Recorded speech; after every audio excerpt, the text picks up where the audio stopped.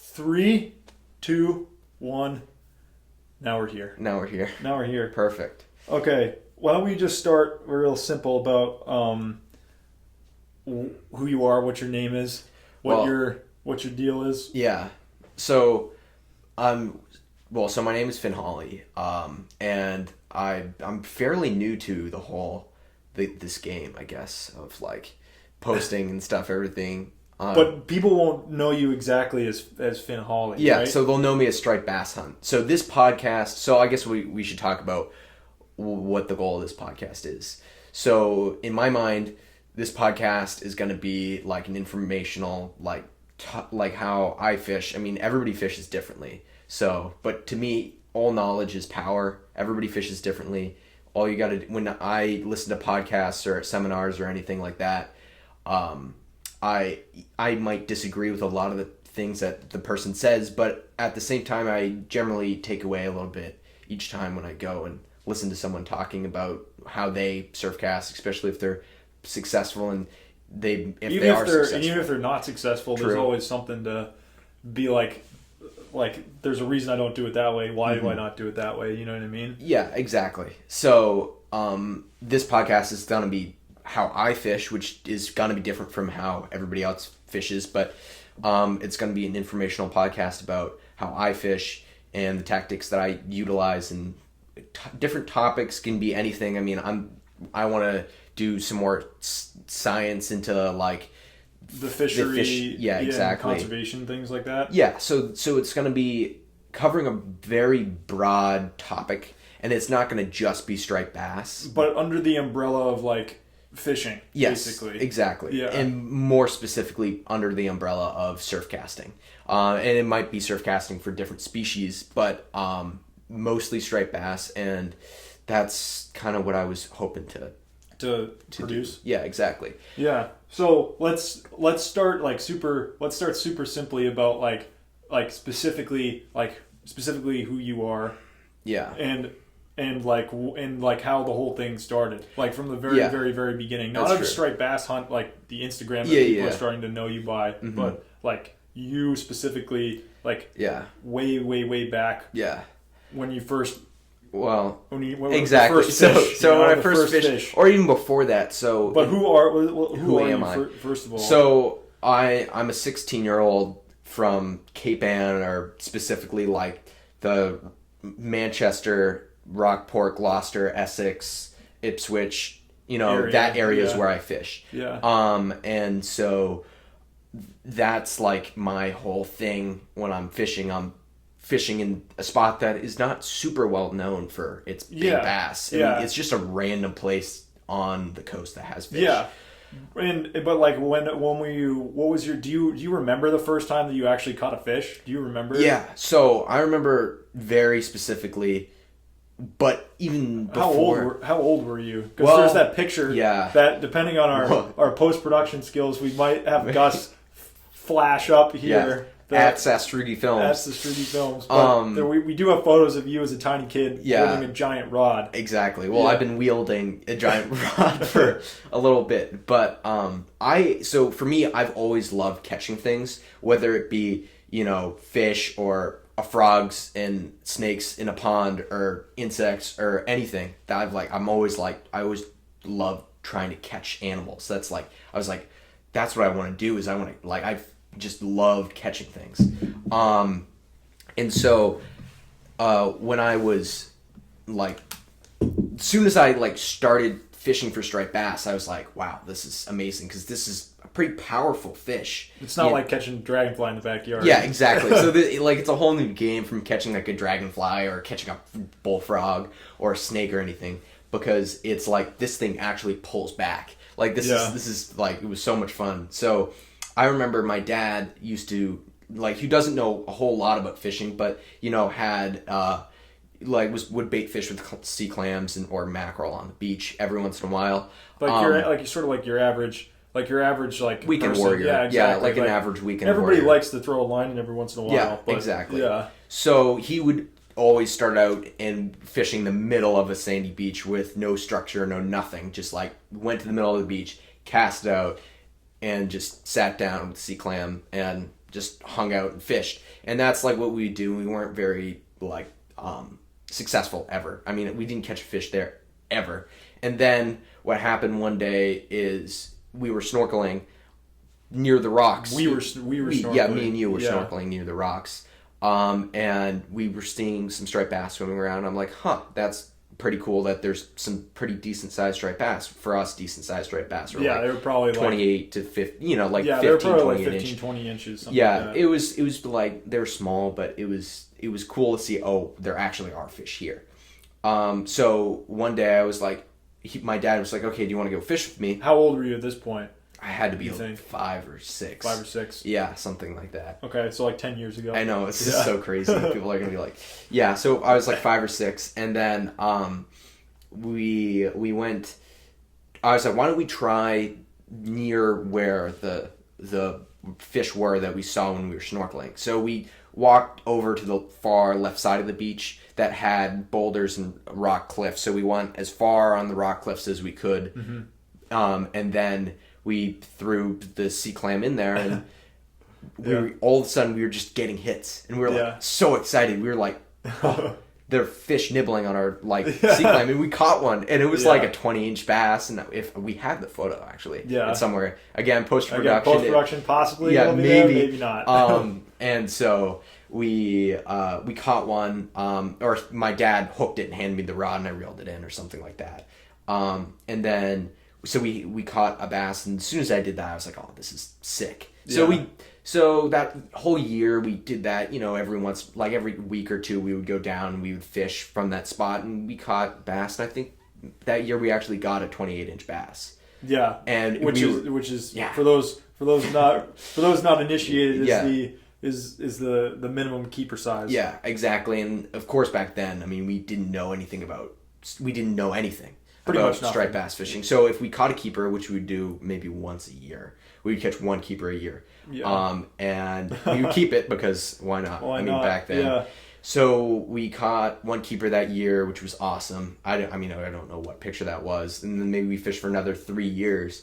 And what was driving me crazy is every single one of my other siblings who would come down once in a while to fish with us would catch a keeper every single time they were coming down. And I would fish every single day with him. You know, we got more into it as the years came. I was fishing like every day with him, and we were catching we were catching schoolies, but then like Ben would go down, or one of my other siblings would go down, and they would catch 28-inch bass. And I was pissed. I was mad. And I was so mad and frustrated that I couldn't get a bass, like a big fish.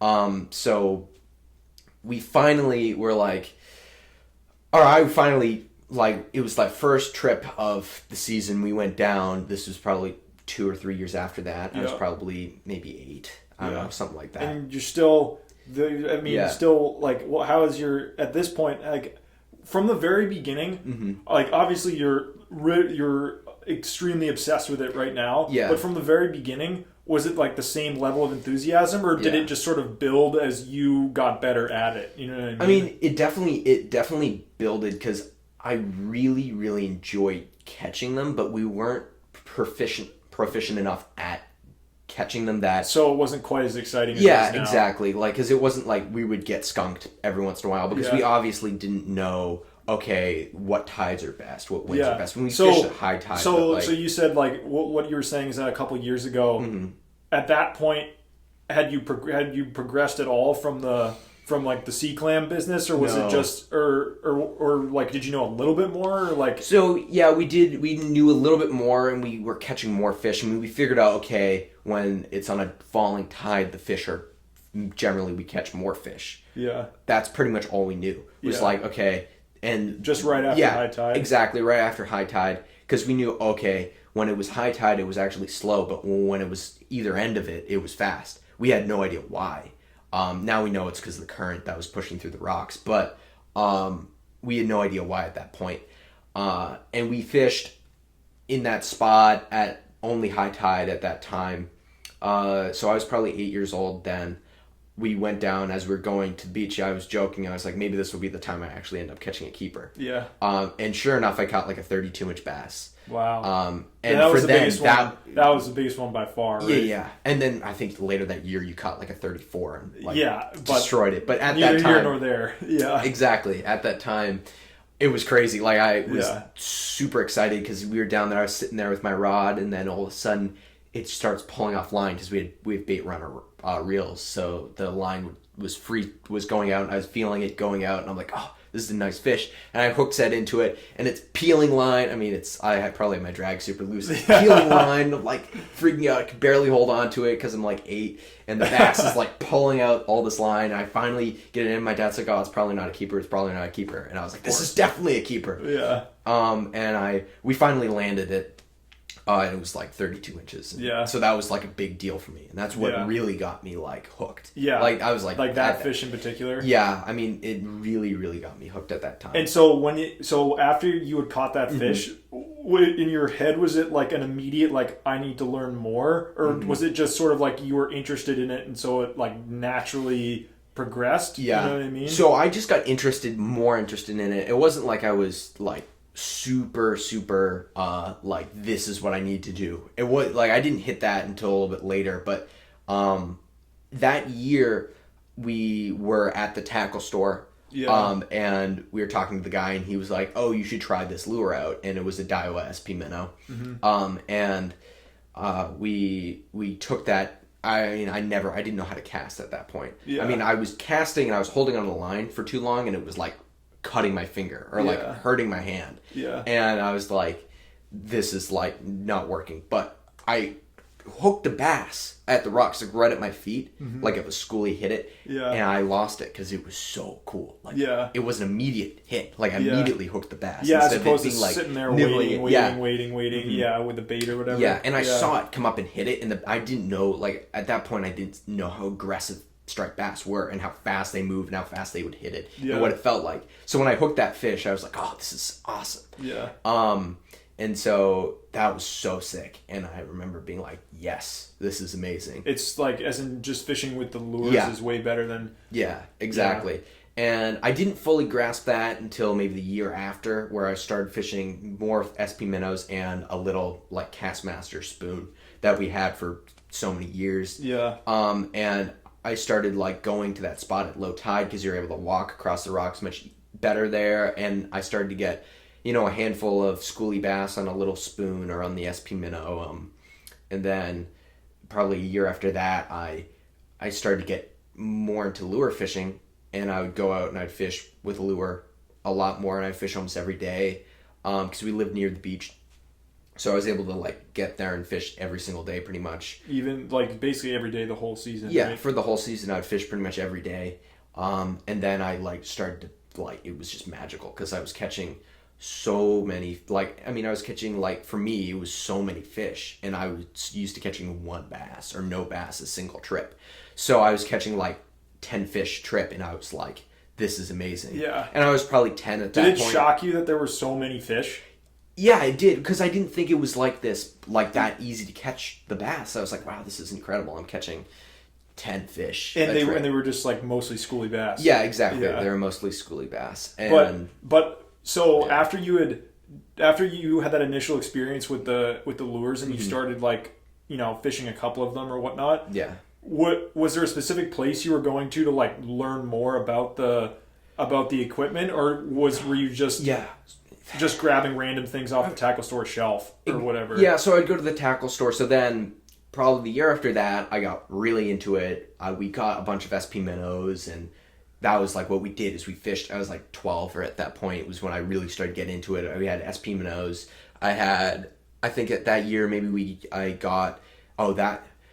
that was the year. So that was the year. So I got a bag at that. That was the first time I got like a surf bag. It was like the Shimano surf bag, which I fished for up until last year. I mean, that was a great surf bag. I loved it. And I had like SP minnows mostly, because that's just all you knew at that point. Yeah, basically. Exactly. But and so you were just going to the tackle store and talking to whoever, and they would suggest something, or you'd have a conversation, then you just pick something up. But you weren't doing like doing any hardcore research online or anything like that at that point, right? No, yeah. So I didn't really do any hardcore research, but I looked at a few videos, but nothing really sunk in like it does now and it did later. Yeah. But I was like catching a lot of fish, and I was fishing every day. I was fishing twice a day. I started to figure it out a little bit more. Like, okay, when it's rainy and windy and there's big surf, you're gonna hook a big fish. Yeah. And then that year, I hooked my first really big fish, and that was a really big fish for anyone. And this is the bass that got me hooked 100% into, like, so hyper focused into getting a big bass after that. So I was probably 12, maybe 13. I don't know. It was something like that. A couple years ago. Yeah, exactly. And this fish still hurts me to this day. Of course it does. And so it was funny because we were doing something all day, and I wanted to fish, and it was between two big thunderstorms. So a big thunderstorm went through. I was fishing with a bomber long A at this point, with like it was like white with a red head. And it was a small one, it had the 3 hooks. And I went out, and I at this point was actually fishing with braided line. So I kind of knew what I was doing. I mean, I don't know when we switched over to braided line, kind of. But it's this sort of like incremental acquisition, super slow, like, you know, just one little tidbit after another little tidbit, and like testing things out, right? It's not like the like renaissance of development in your fishing career happened very, very recently. Yes, it did. But anyway, it was crazy. You had learned a couple things like braided line and kind of how to fight a fish that was bigger. And it wasn't like I was getting a lot of keepers or anything. I was still getting 90% schoolies, and I maybe get 1 keeper a year or 2 keepers a year. So like I wasn't getting anything that was like crazy at that point. Yeah. I was just getting numbers. But it was way better than the clamming days. Exactly. Yeah. Yeah. So I went to my spot, and it was pretty big waves, so I had to stand pretty high up on the rocks. I remember I had a cut on the bottom of my foot, and I was like, so I wasn't very able to move around the rocks like I normally did. Were you just wearing Crocs? Yeah, I was like wearing Crocs or something on the... Yeah, exactly. So I remember one time back then when I went out with you, you were like, oh, you got to go barefoot so you don't slip. And sliced open my feet on all the barnacles and stuff. Yeah, I was... we knew nothing at that point. That was probably just poor decisions. But so that day I was out. It was in between 2 big thunderstorms. I remember this like so vividly. So I'm there, I'm fishing, and I know it's like between these 2 thunderstorms, and it's like at dusk. And I'm catching, and it was slow. It was probably late July, maybe early August. And I was catching bass pretty much every cast for the first time in a couple of weeks. And they're all small. They're all like 10 inches. And I had this thing because I think I lost a bass that was pretty big, that I was like, I'm going to tighten my drag down all the way.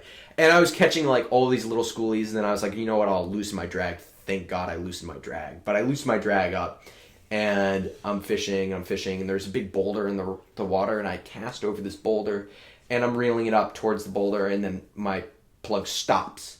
And I'm like, oh, darn, I'm snagged on the boulder. And then all of a sudden, it's like shaking, and then this fish kind of rises up to the surface and thrashes. And at this point, I didn't know what a big fish was. Yeah. And I knew what a big fish was after it took this run. It was a 30-pound bass. Yeah. And it took off at full speed. Yeah. And along with me getting thrown off where I was standing, off the rock into the water, and getting like pulled into the water. And I'm like sliding down the seaweed rocks. I grab onto the seaweed with one hand. I'm holding onto the rod with the other. And this fish is just absolutely screaming drag. And I'm holding onto the seaweed with one hand. I'm holding onto the rod with the other. And this giant wave hits me, washes me back up onto the rock. And I'm like on my feet now. And I'm like, okay. I'm like climbing up the rock, and this thing's still ripping drag. Yeah. This entire time it's ripping drag because I have fairly light drag on it. And I'm run up high up onto the rocks because these are giant waves. I thought I was going to be dead. I'm like, my heart's pounding. Were you wearing life preserver or not? No, I wasn't. No, at that point. No. So I literally could have been gone. Gone, yeah. Exactly. If I didn't think about grabbing onto the seaweed. So that was a scary moment, but the thing's going, and I'm kind of on the side of a cliff that goes around, and the fish goes around the side of the cliff. And I'm fishing with 50-pound braid at that point, which was super fortunate that I was fishing with 50-pound braid, because like otherwise I 100% would have lost this fish. So what the fish did is it took off and it went to the left side around the point of the rocks here. It got stuck on the side of the rocks a little bit, slowed down because literally the line was scraping against the side of the rocks. And then the fish turned and went out into the water a little bit further out and was at this point pretty gassed. It was pretty tired, and I'm slowly working this fish in because it's a heavy fish and my drag's spinning each time I'm pumping the rod. So it's probably a 5-minute fight at this point or more. I get the bass up. It's kind of on the surface, or it's not really on the surface yet, but it's under the water. And then I pull it up close to me on the, like pretty close, probably within 10 feet of me, like in the water. And it slowly rises up and I see this like amber glow of the giant head of a big fish. And it floats up to the surface. And it was a dinosaur. To me, I was like, because I hadn't caught anything bigger than maybe 32 inches at that point. So I didn't think they grew this big. I lost my mind. I saw this. I was like, oh my God, this is incredible. I was so excited. And I reel it in. I'm like pulling it towards me, like with the rod straight because I'm like not trying to break my rod. Gonna break the tip. Yeah, and I'm pulling it in. And then a big wave hits the fish and pulls it under the water again. The fish takes off. My rod hits the side of the rock, and then it snaps my line. So you got like a full on look. Yeah. And then exactly. Completely gone. So I was so devastated. Because you thought that was the fish of a lifetime right there. Exactly. And I was like, I'm never going to get something that big again. And looking back on it, that was a legitimate 30, 40 pound bass. Like that was a mid 30 pound fish. Yeah. All day. It was a huge, huge, huge, huge fish. And by the way, the bomber lure, when I saw the lure, was in the bass's mouth and the tail treble hooks were on the outside of the gills. So the fish sucked it in, and the plug was in its mouth and hooked on the outside of its gills, which I've never, like to this day, seen. Yeah. Which is hard because they have the gill rakes or whatever, on the inside of the bones, which is incredible. So it was hooked on the so the fish is 100% died, but which sucks because it would have been good to at least keep the bass. Yeah. But I was so devastated. But after that, I mean... You were just hook, line, and sinker. No pun very much intended. Yeah. Like, you were all in. Yeah, I was all in after that. I mean, I tried so hard to catch a bass, even remotely that big, again. And so it was like that point... Was it at that point that you realized, like, I need to learn a lot more in order to... Yeah. In order to make this, like, more consistent? Yeah. Well, I was terrified of hooking a bass that big. I was actually terrified because I was traumatized because I got absolutely ripped off the rock. Drowned. Yeah. I mean, I almost got ripped off the rock. I mean, not almost. I did get ripped off the rock. I was so I was just done. And to this day, I still have nightmares about losing fish. It gets my heart rate pumping. Yeah, up and out with you catching even bigger ones. Yeah, you know? I mean, you lost or you didn't lose. Yeah, but, I mean, we can talk about that later. Everyone's had something like that happen. Exactly. I mean, it was the same kind of deal where you got to see the fish and then you lost it at the rock. Yeah. And so I was so in it from that point on, and it was crazy because I spent a lot of time online and looking at YouTube videos. That was the primary. Yeah, that was the primary thing. And I was looking at a lot of YouTube videos of how people that are successful striped bass fishermen catch fish. And at this point, I was like, okay, this is I need to figure out how to do this better, and be more productive in catching bigger bass. Yeah. Because I would see all these guys catching big fish, and I was like, I want to be able to catch a big bass. But then me being fully and completely convinced there's no big fish where we were fishing. Because there's one beach that we lived near, so I'd fish that every single day for so many years. Yeah. And I wasn't very productive on that beach. Then I figured out, after a long time of just grinding, trying to catch these bass, that this was not going to work in the place that I was fishing. And it dawned on me after multiple years. But fast forward another maybe 3 or 4 years, which would be last year from that point. We fished the canal a couple of times, and I caught a big bass at the canal once. I caught one bass that was giant at the canal, and then which again even furthermore got me hooked into catching big fish. And that year was so frustrating to me because I had the gear, I had the technology, I had the know-how, but I couldn't catch fish. And I didn't have the know-how that I thought I did, but I just was kind of doing the same thing over and over again, trying, like, magically hoping there would be a big fish there, which was just throwing large plugs and praying that I was going to hook something big. Which you could. Yeah, exactly. But the odds just aren't in your favor. Yeah, and I didn't fish at night at all. Like, I never fished at night. And then I went online and I started reading magazines, like On the Water magazine, Surfcaster's Journal. I started reading them.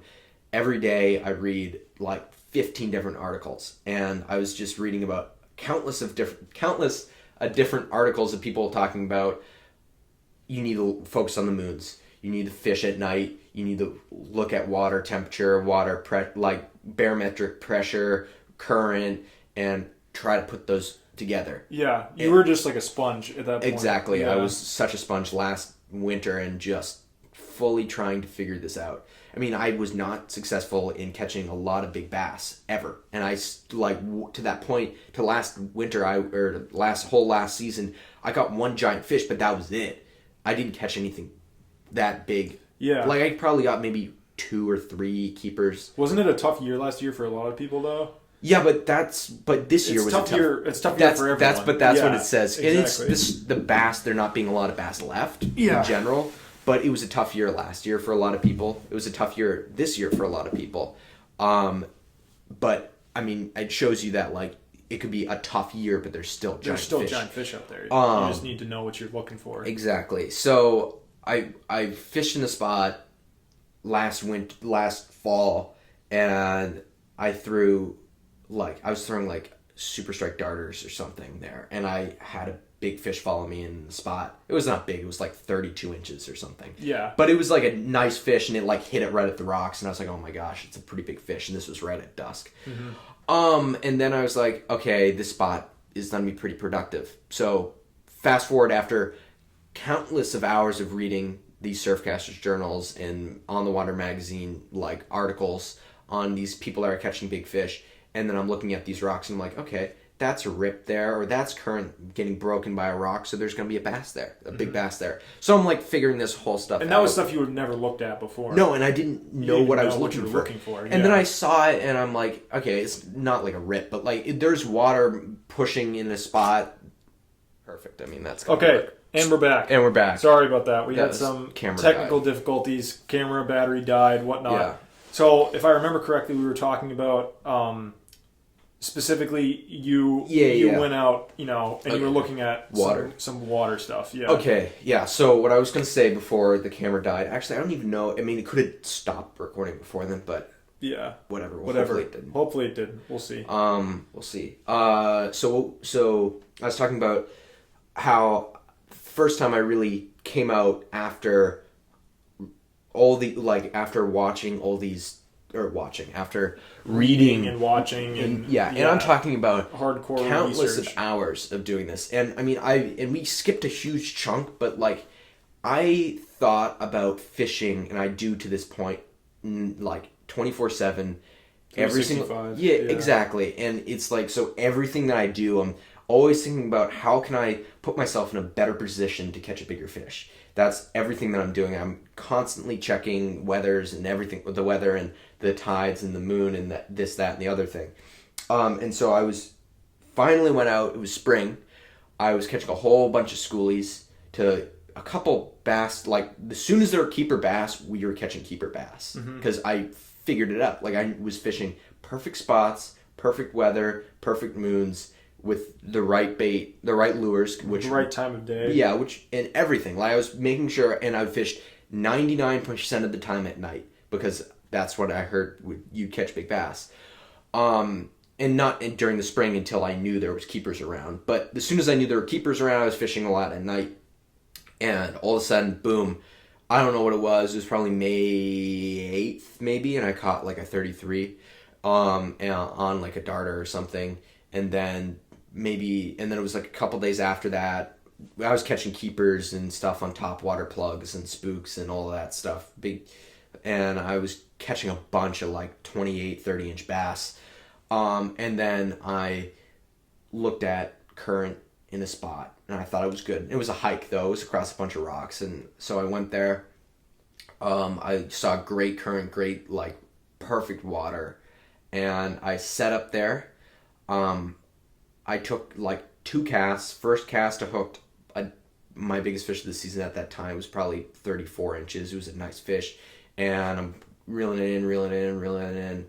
I get it up, I'm like I'm on a boulder in like maybe knee-deep water, and I pull the fish out, or like with the waves, it's knee-deep water. I pull the fish up onto the rock beside me, and then a low 40-inch bass follows this fish up onto the rock. The wave rushes back out. The fish is like laying there on the side of the rock, flops twice, and goes back into the water. And I was like, oh my gosh, it's like a low 40-inch bass that just followed my plug-in. So I was kind of frustrated that it didn't eat the plug, but I was like, it's like what, May 15th or something. And I was like, there's a 40-inch bass here, May 15th, where we are, which is like crazy, because that's really, really early for there to be a bass that's in the low 40-inch size. Mm-hmm. And I caught that 30, and I like caught a couple other 28 inchers. And so the next day I bring him out, and to the same spot, the same current, and the same tide, and he's using a pencil, and boom. This was the middle of the day. Yeah, it was the middle of the day. It was probably 90. It was not 90. It was warm. It was 80 degrees. 12 o'clock. Yeah. He hooks into the 43 incher, whatever it was. It was 43 incher. Yeah, and it didn't pull at all. It just was rolling around on the surface of the water. Yeah. And I was shocked, because I was like, this is a big fish. It should be like pull and drag. And it just rolled around on the surface of the water, and we got it in. And the angler's clip I was using was mangled. Yeah. And it was hanging on by a thread. I grabbed the thing on the boat. I never caught at that point. Yeah, and I pull it up, and the thing just bottoms out the scale. And I'm like, or didn't bottom out the scale. No, it was 28. Yeah, it was like 28. Yeah. It was the heaviest fish I had ever lifted. So it should have been 30 pounds for how long of a fish it was. It was a pretty nice. We were using crappie scale. Like, he had a crappie scale. I had a bogus 60, and I threw it on the bogus 60, and it was like 28, maybe 29 pounds. It was like on that borderline, like high 20 size, 20-inch bass. Yeah. We'll pop that picture up if we can. And I hold it up, and we're like, we like for 2 seconds, we had it up, we brought it down to a tide pool, we had it in the water that entire time. He holds it up, we take 2 pictures with it, we put it back in the water, we revive it. It was a quick fight. It was like maybe a half-a-minute fight. Yeah, literally. It was super fast. If that. Yeah, it was super fast fight. We got the bass in, we held it up, got the weight, put it in a tide pool instantly. We're in the water, held it up, took a picture, put it back in the water, revived it, kicked off. Yep. And we have the video. If we're inclined and able to do, we'll throw this video in. Kicks off under the water. Then a couple minutes later, we go up onto regathered ourselves on the rocks. Yeah, and we start to fish again. And we look over, and the bass is belly up in the water. Yeah, on the bottom. On the bottom of the water. Because it swam down into the water. It was in like 20 feet of water. Yeah. And we're like, oh, okay. So we just somehow killed this fish. Yeah. And you strip down, you swim out there. It was so cold. It was cold because it was literally May 18th or something. It was so early. You swim down to the bottom. It might not have been May. It might have been a little bit later than that. No. It was May. No, because I was back a little bit later. No, it was May. It had to have been after. It had to have been after June. It was like early June. No. Yeah, it was, because I wasn't home until early June. It was early June. Okay, it was June 12th. Yeah, it was early June. Early June. Regardless, the water was still pretty freaking cold. It was June 12th. I thought it was May. My bad. Okay, so it was June 12th, which is still pretty early, and it was still pretty cold. Yeah, and I did dive down and grab the 30-pound fish off the bottom of the water and swim it back up. Yeah, so he grabs this fish and swims it back up. And we're like, yes, we have it. And we bring it in, and when we try to revive, it was still like breathing, but it was like pretty much expired. Yeah. And we revived it for another 15 minutes. Nothing happening. So it died. We like got a fish print of it. We had a big fish fry. It was invited a bunch of people. We ate it. It was fine. But so that was number 1 of the season. And we're kind of doing a recap of. This is just part of the. It's part of the story. Yeah. So because up to this point, which is at this point we're basically at the present, or at the beginning of this season. The beginning of this season. Up to this point, I've caught one fish. But you went from like fishing clams off the beach and barely being able to hold the rod. Yeah. To then catching your first keeper. Yeah. To then catching your first big fish that almost killed you. Yeah, I didn't catch it, but like... well, catching. Yeah, getting it up. Like, getting it all the way up and then losing it. Yeah, which killed me. Becoming obsessed with the sport of surf casting. Yeah. And that's when you started to really dial in, like, everything. Yeah.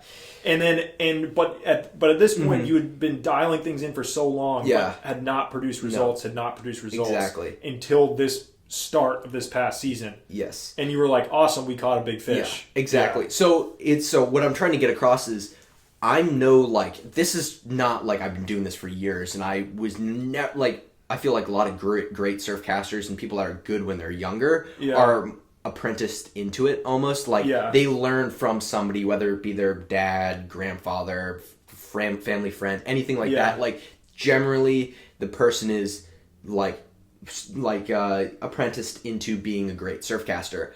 I went from zero. So I went from not knowing anything, not knowing how to cast, like most people, but I guess you get taught that, but like not knowing anything, to then having a vast amount of knowledge, which is... in a span of less than 10 years, basically. Yeah, exactly, which is welcome to the 21st century, exactly. I guess. So what I'm saying is, if you put in the time and you grind it out, but we'll get to furthermore how the season went, but if you put in the time and grind it out, you could get to the point where you're catching giant fish. And it's, to me, like, I found a great spot that nobody else knows about, but you were catching big fish in other places too. It wasn't just there. True. But like, that's the thing, it's like, I found a good spot, but that spot spans a long stretch. A long stretch of water. Yeah, exactly.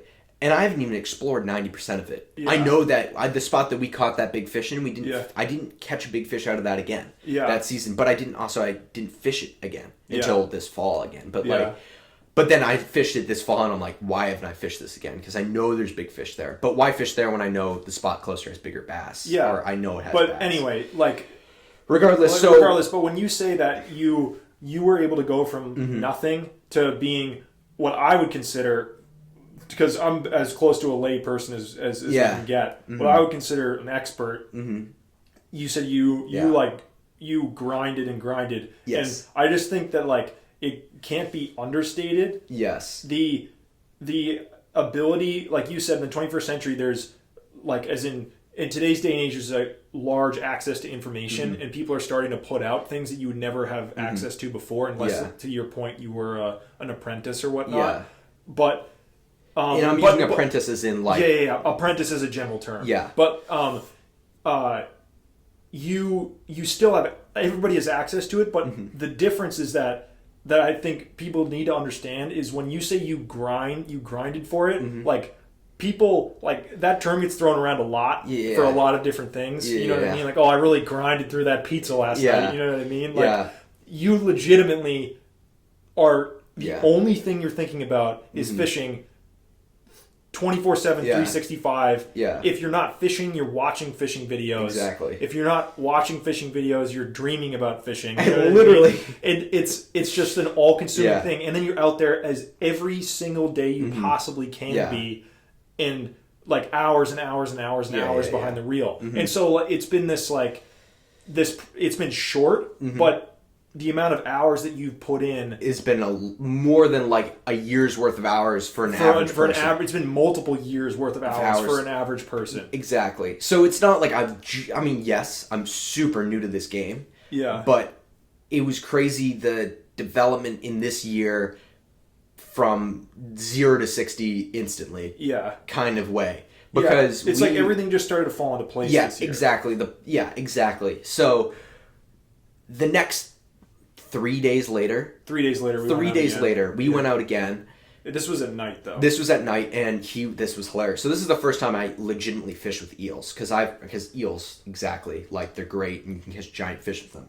And literally the first time... Eels is in, like, an American eel, like... Just hooked through the head. Yeah. Yeah, and we'll get into the tackle that I use for stuff later. But, so I'm buttering this up the entire way. I have no idea. I'm talking, like... So I'm just like, I have no idea. And I'm like, we go out there, if there's a big fish there, and we're going to catch it because eels catch big fish. And I'm just totally talking. Like, because it's just stuff you've heard. Yeah, exactly. You haven't put it to the test. Idea. Yeah. And I'm finally, so I break him down. He comes out with me. And how long were we fishing for? Maybe 2 hours? No, an hour? We probably been fishing for about an hour because you had lost a couple of eels off the hook. Yeah, and so you went back up and over the rock to go where we had put the eels originally to get a new one. Yeah. And that's when I had hooked up. Yeah, so talk us through exactly what your mindset was at that point and that cast and what happened in that. So, backstory, it was a very strong south wind. It was huge waves. Yeah, and pretty big waves too. And yeah, so this is what we were fishing in, and we're high up on a cliff trying to not get washed away. Yeah. You cast. Yeah, and I cast it, and you had said the way to do this is you got to reel way slower than you think you need to. Exactly. And so we're just literally standing there for an hour, like creeping along, cranking, and we had nothing. I had 3 bass that were all in the low 30s. Yeah, but besides I hadn't had a tap, a nibble. Like, as far as I knew, it was an empty ocean, and there were no bass because it was too rough. Yeah. And so I'm standing there, and there's a bunch of rocks and structure underneath that I had been, like, touching and, like, oh, was it a fish? It's like, no, it's just a piece of seaweed, you idiot. You know what I mean? And then... and so you lose an eel, so you have to go back up and over the rocks. Yeah. And the second you went up and over the top of the rocks, I hooked into what I thought was a snag because it, like, I was just cranking it along, and all of a sudden it was, like, stopped and it stuck. And I was like, oh, damn, we're going to lose this. I'm going to lose the whole rig off the end of this thing. And so I'd, like, try to give a little bit of a tug, and then what I think is a rock just shifts to the left. And I was like, oh, God. And then it just takes off and starts going, like, running to the side, like, back and forth. And I almost get yanked off like you did because I was totally caught off guard as far as, like, this fish. And you can't hear me because the south wind is going. I was like, if you hook up, yell. And you didn't say anything. And so I'm fighting this fish for like 5 minutes because we had forgot a rag, so it was really hard to handle the eels. So you were over the edge trying to hook yourself up to a slimy eel. 5 minutes later, you finally come back over the thing, and I'm hooked up, and you're like, "You got something?" Like, yep.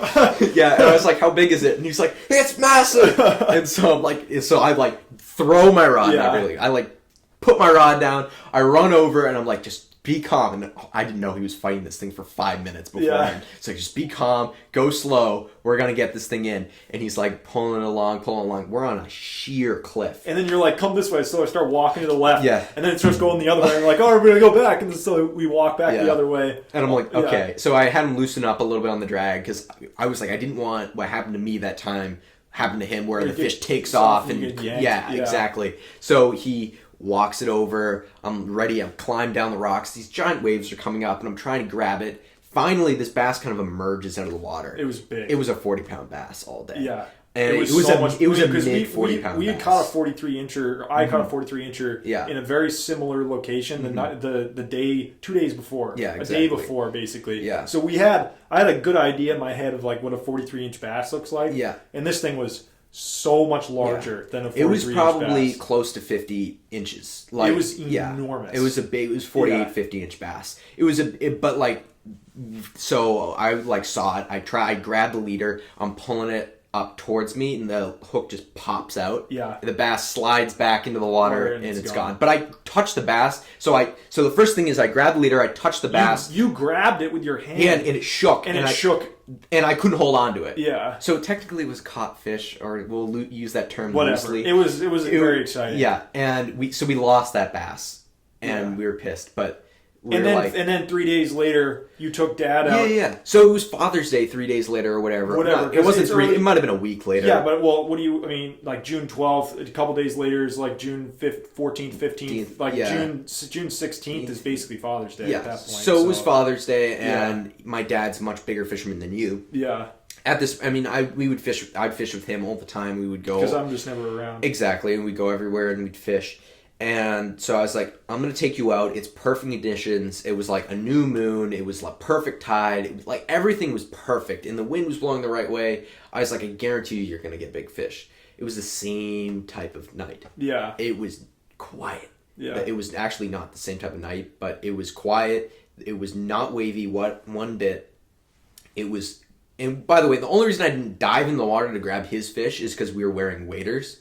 Otherwise, I literally would have dove into the water and bear hugged the fish, because that's what I would have done if I wasn't wearing waders. And I almost did, because when it slid back into the water, I could have dove in after it, but I just didn't, because I knew I was gonna sink. It also was rough as hell. Yeah, it was pretty big waves. If I was wearing a wetsuit, I definitely would have just dove in and grabbed it. But anyway, so we get out there. It's the same type of night. He casts out. He's slowly working the eel in all night long.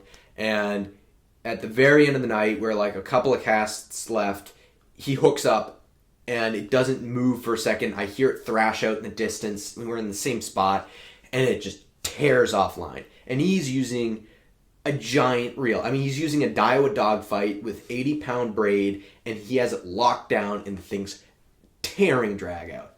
And I'm just like, oh my god, another. Yeah, I was like, this is it was my fish for sure.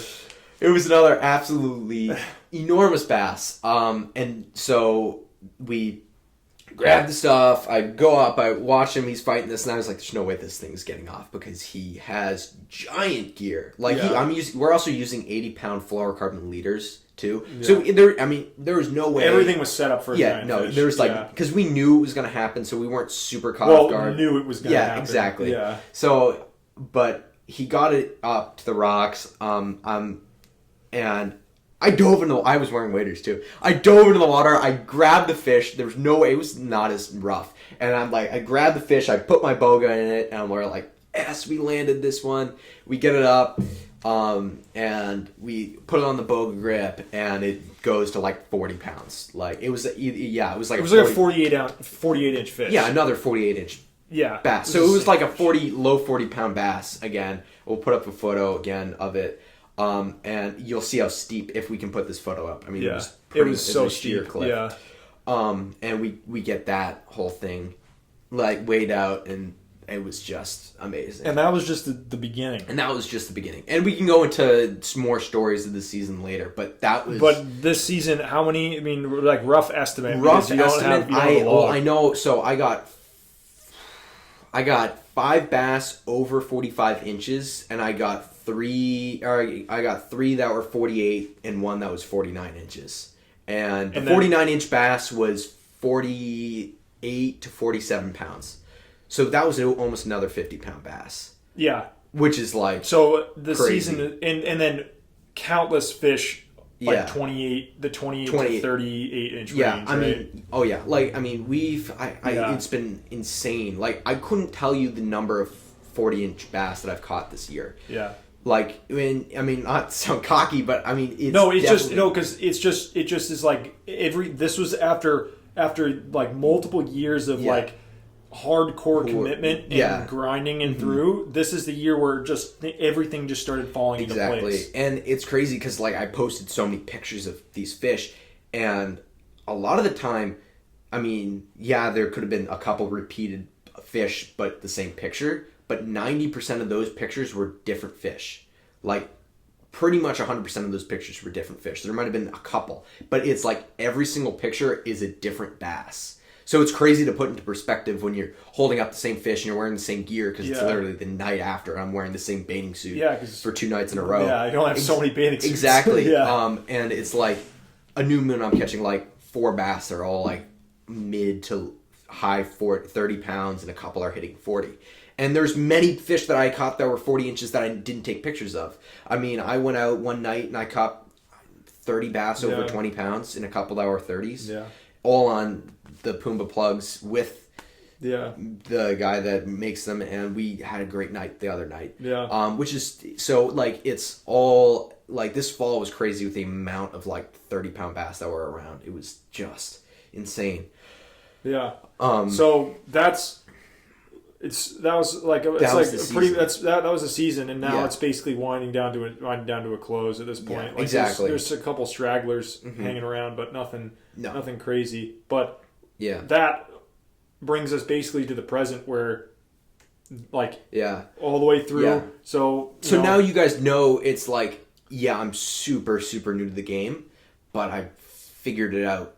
Super new to the game. That's what I'm trying to say. It's like there's got to be more to come as far as that whole like progression in fishing. Because each year I feel like I'm twice as good every single year that I've fished. Yeah. And I don't know if that's possible to have a better season than I did this year, especially with the bass the way they are now. But like, it's just all about like, like expanding your territory and learning about new areas and like new ways of fishing and whatnot. Who knows? Maybe next season we'll have some stuff off of a boat or whatnot. Yeah, exactly. It's just there's always more to learn, right? Yeah, and that's the thing. It's like, and to my point at the beginning when I said all knowledge is power. Yeah, all knowledge is power. I mean, I'm so new to it. I figured out what works for me, and I've been able to catch incredible fish on plugs. I've been able to catch incredible fish on eels, but it's all been different, and so I don't know, what do we have next? Yeah, I mean,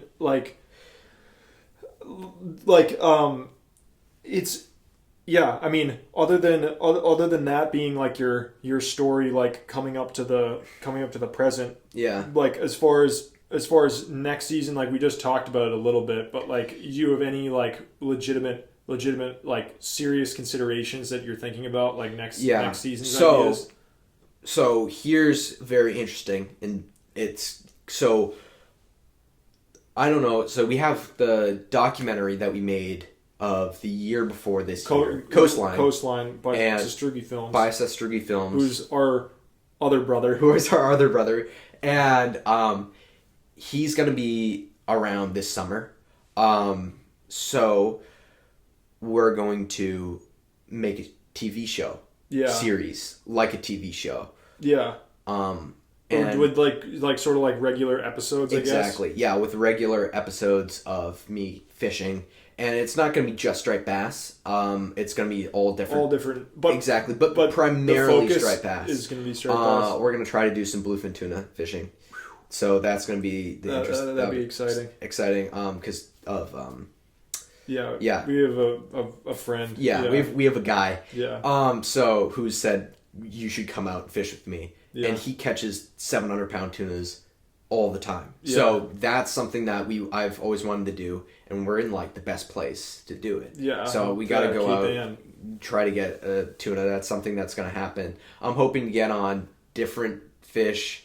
I'm hoping to do some different stuff, experiment, try to get some bass that are bigger. I want to get at least a 40-pound bass.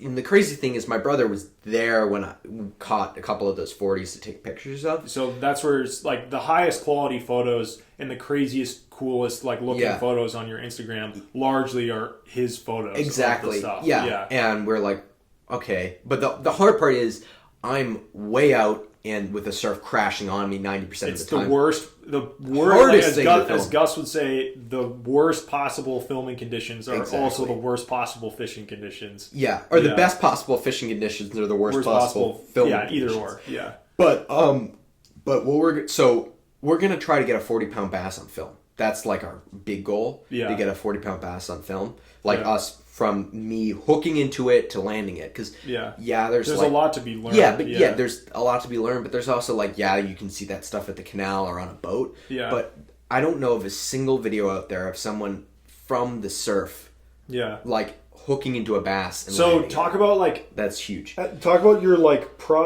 process. Oh yeah, because it's unequivocal when you catch a big fish. There's no. Maybe I have a big one on the other end.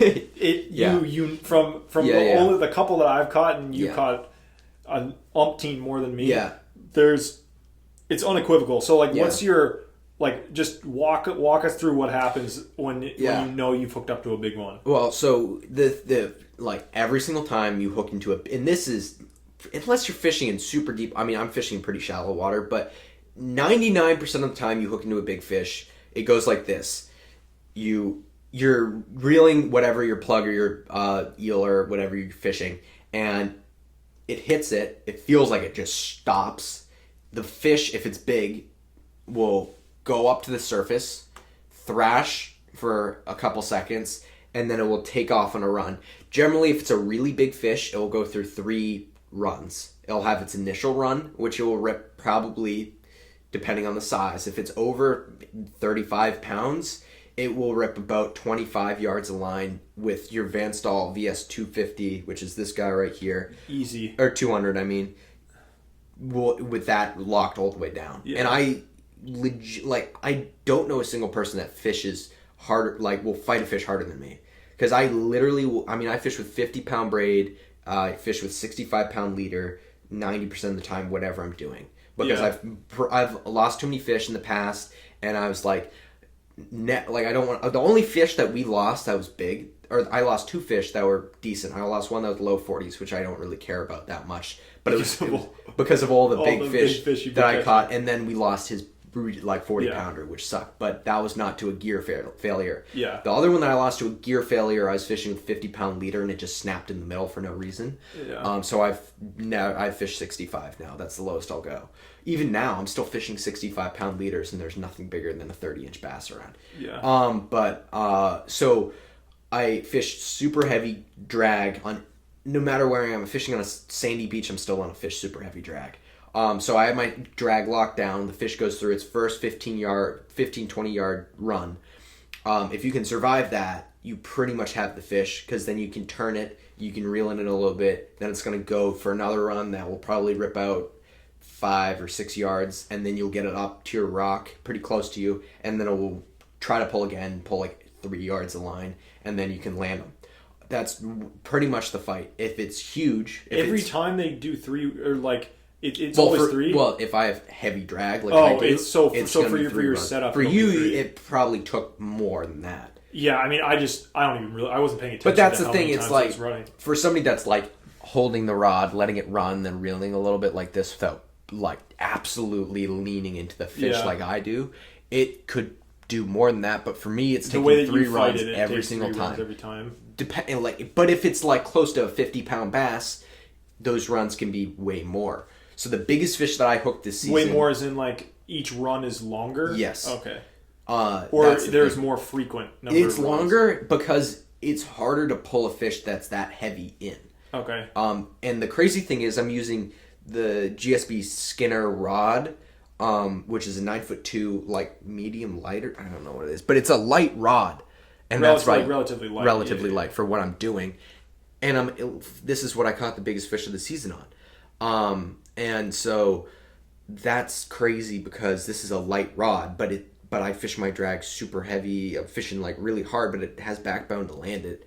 And so it goes through those 3 runs. Mm-hmm. Yeah. And then you get it up, and then you try to pull it up onto your rock, and then it flops back into the water. Like I've had so many times where I'm like, yeah, I should have lost the fish the way that I landed it, because I'm like, I'm have slack line. I'm like trying to land this fish, and it's thrashing around. I'm getting hit by waves, and I should have lost the fish. But in an ideal scenario, you get it in, you grab the leader, you pull it up on the rock, you grab your boga, you put the boga in its mouth, and the fish is not. How do you avoid not snapping the tip of your rod? Well, I try to like pull it back and then like give it some slack and grab my leader. But then when you give it slack, sometimes it'll kick off. Sometimes you release it, so it's just you gotta be quick. Yeah, you gotta be quick, and like.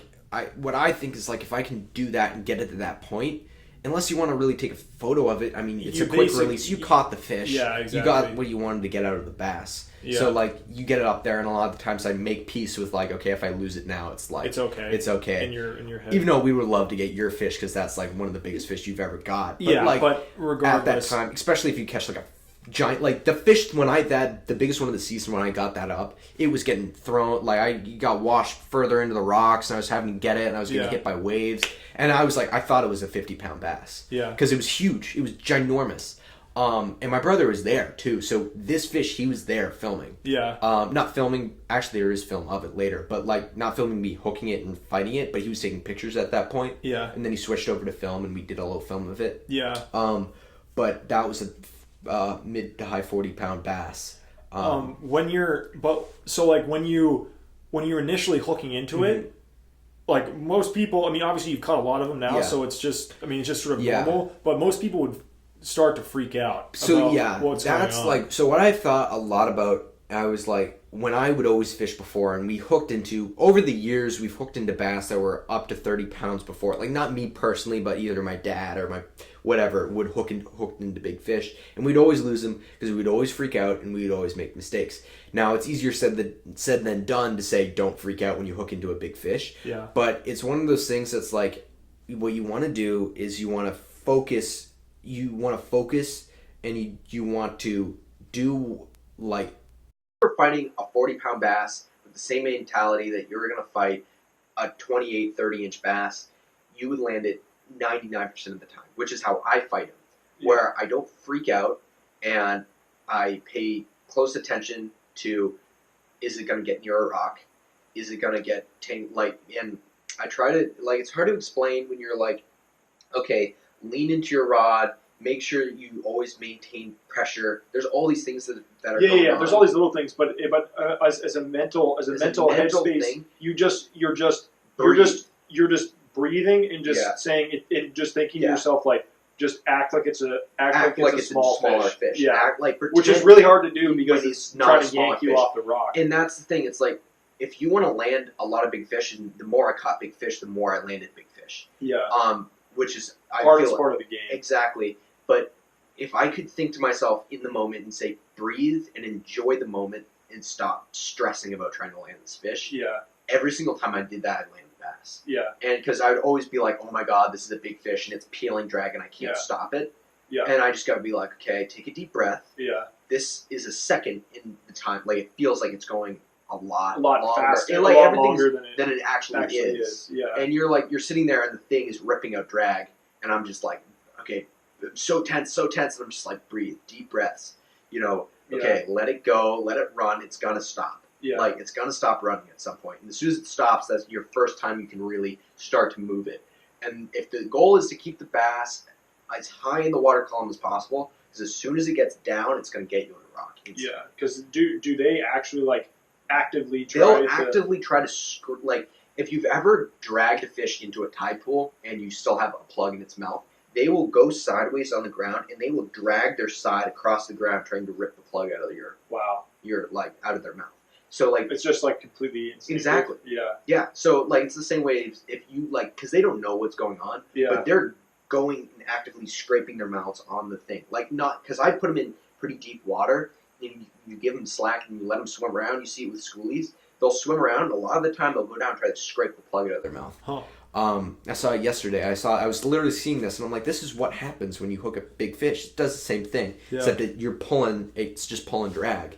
And that's why a lot of the time, you'll pull in a fish with a plug, and you'll have seaweed on your plug, because it will try to get you and scrape against those rocks. I always thought it was just, like, in the water, and you reeled it in. But it just... Well, it depends. Like, if you feel it on the rock, a lot of the times it's because it's scraping your plug. Your plug on the rock. Huh. Yeah. Interesting. And so that's the thing. You really, like, if you can remain calm, you can keep the fish up, and you, like, think about, okay, the fish is in a rock. I feel my line going. I saved a bass that was 35 pounds this season because I hooked it up right behind a rock. It went right into the rock, and I loosened my drag up immediately. Like, immediately loosened my drag up all the way.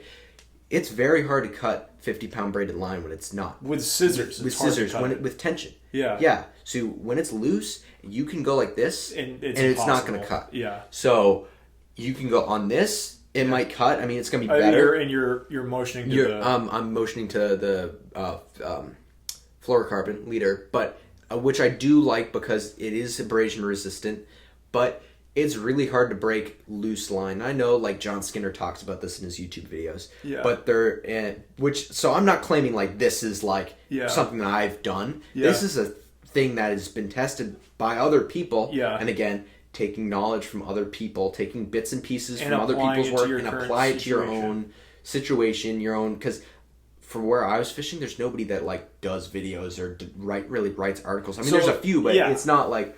So always take from other people bits and pieces. But not of their exactly craft. what it is. Exactly. Yeah. So I'm not saying do exactly what I'm telling you to do. I'm saying this works for me. Yeah. If you want to take a bit of my knowledge and apply it to your situation, it might work. So if you're in a boulder field and the bass takes you into a rock, loosen up immediately. Because I thought all the way, like pretty much like all the way. Like if I was fishing for schoolies. Like, that's what I had my drag at. And you're just easily pulling that out of the reel. Yeah. I mean, that's even a little tighter than I would say. But, like, pretty much loosen it up all the way.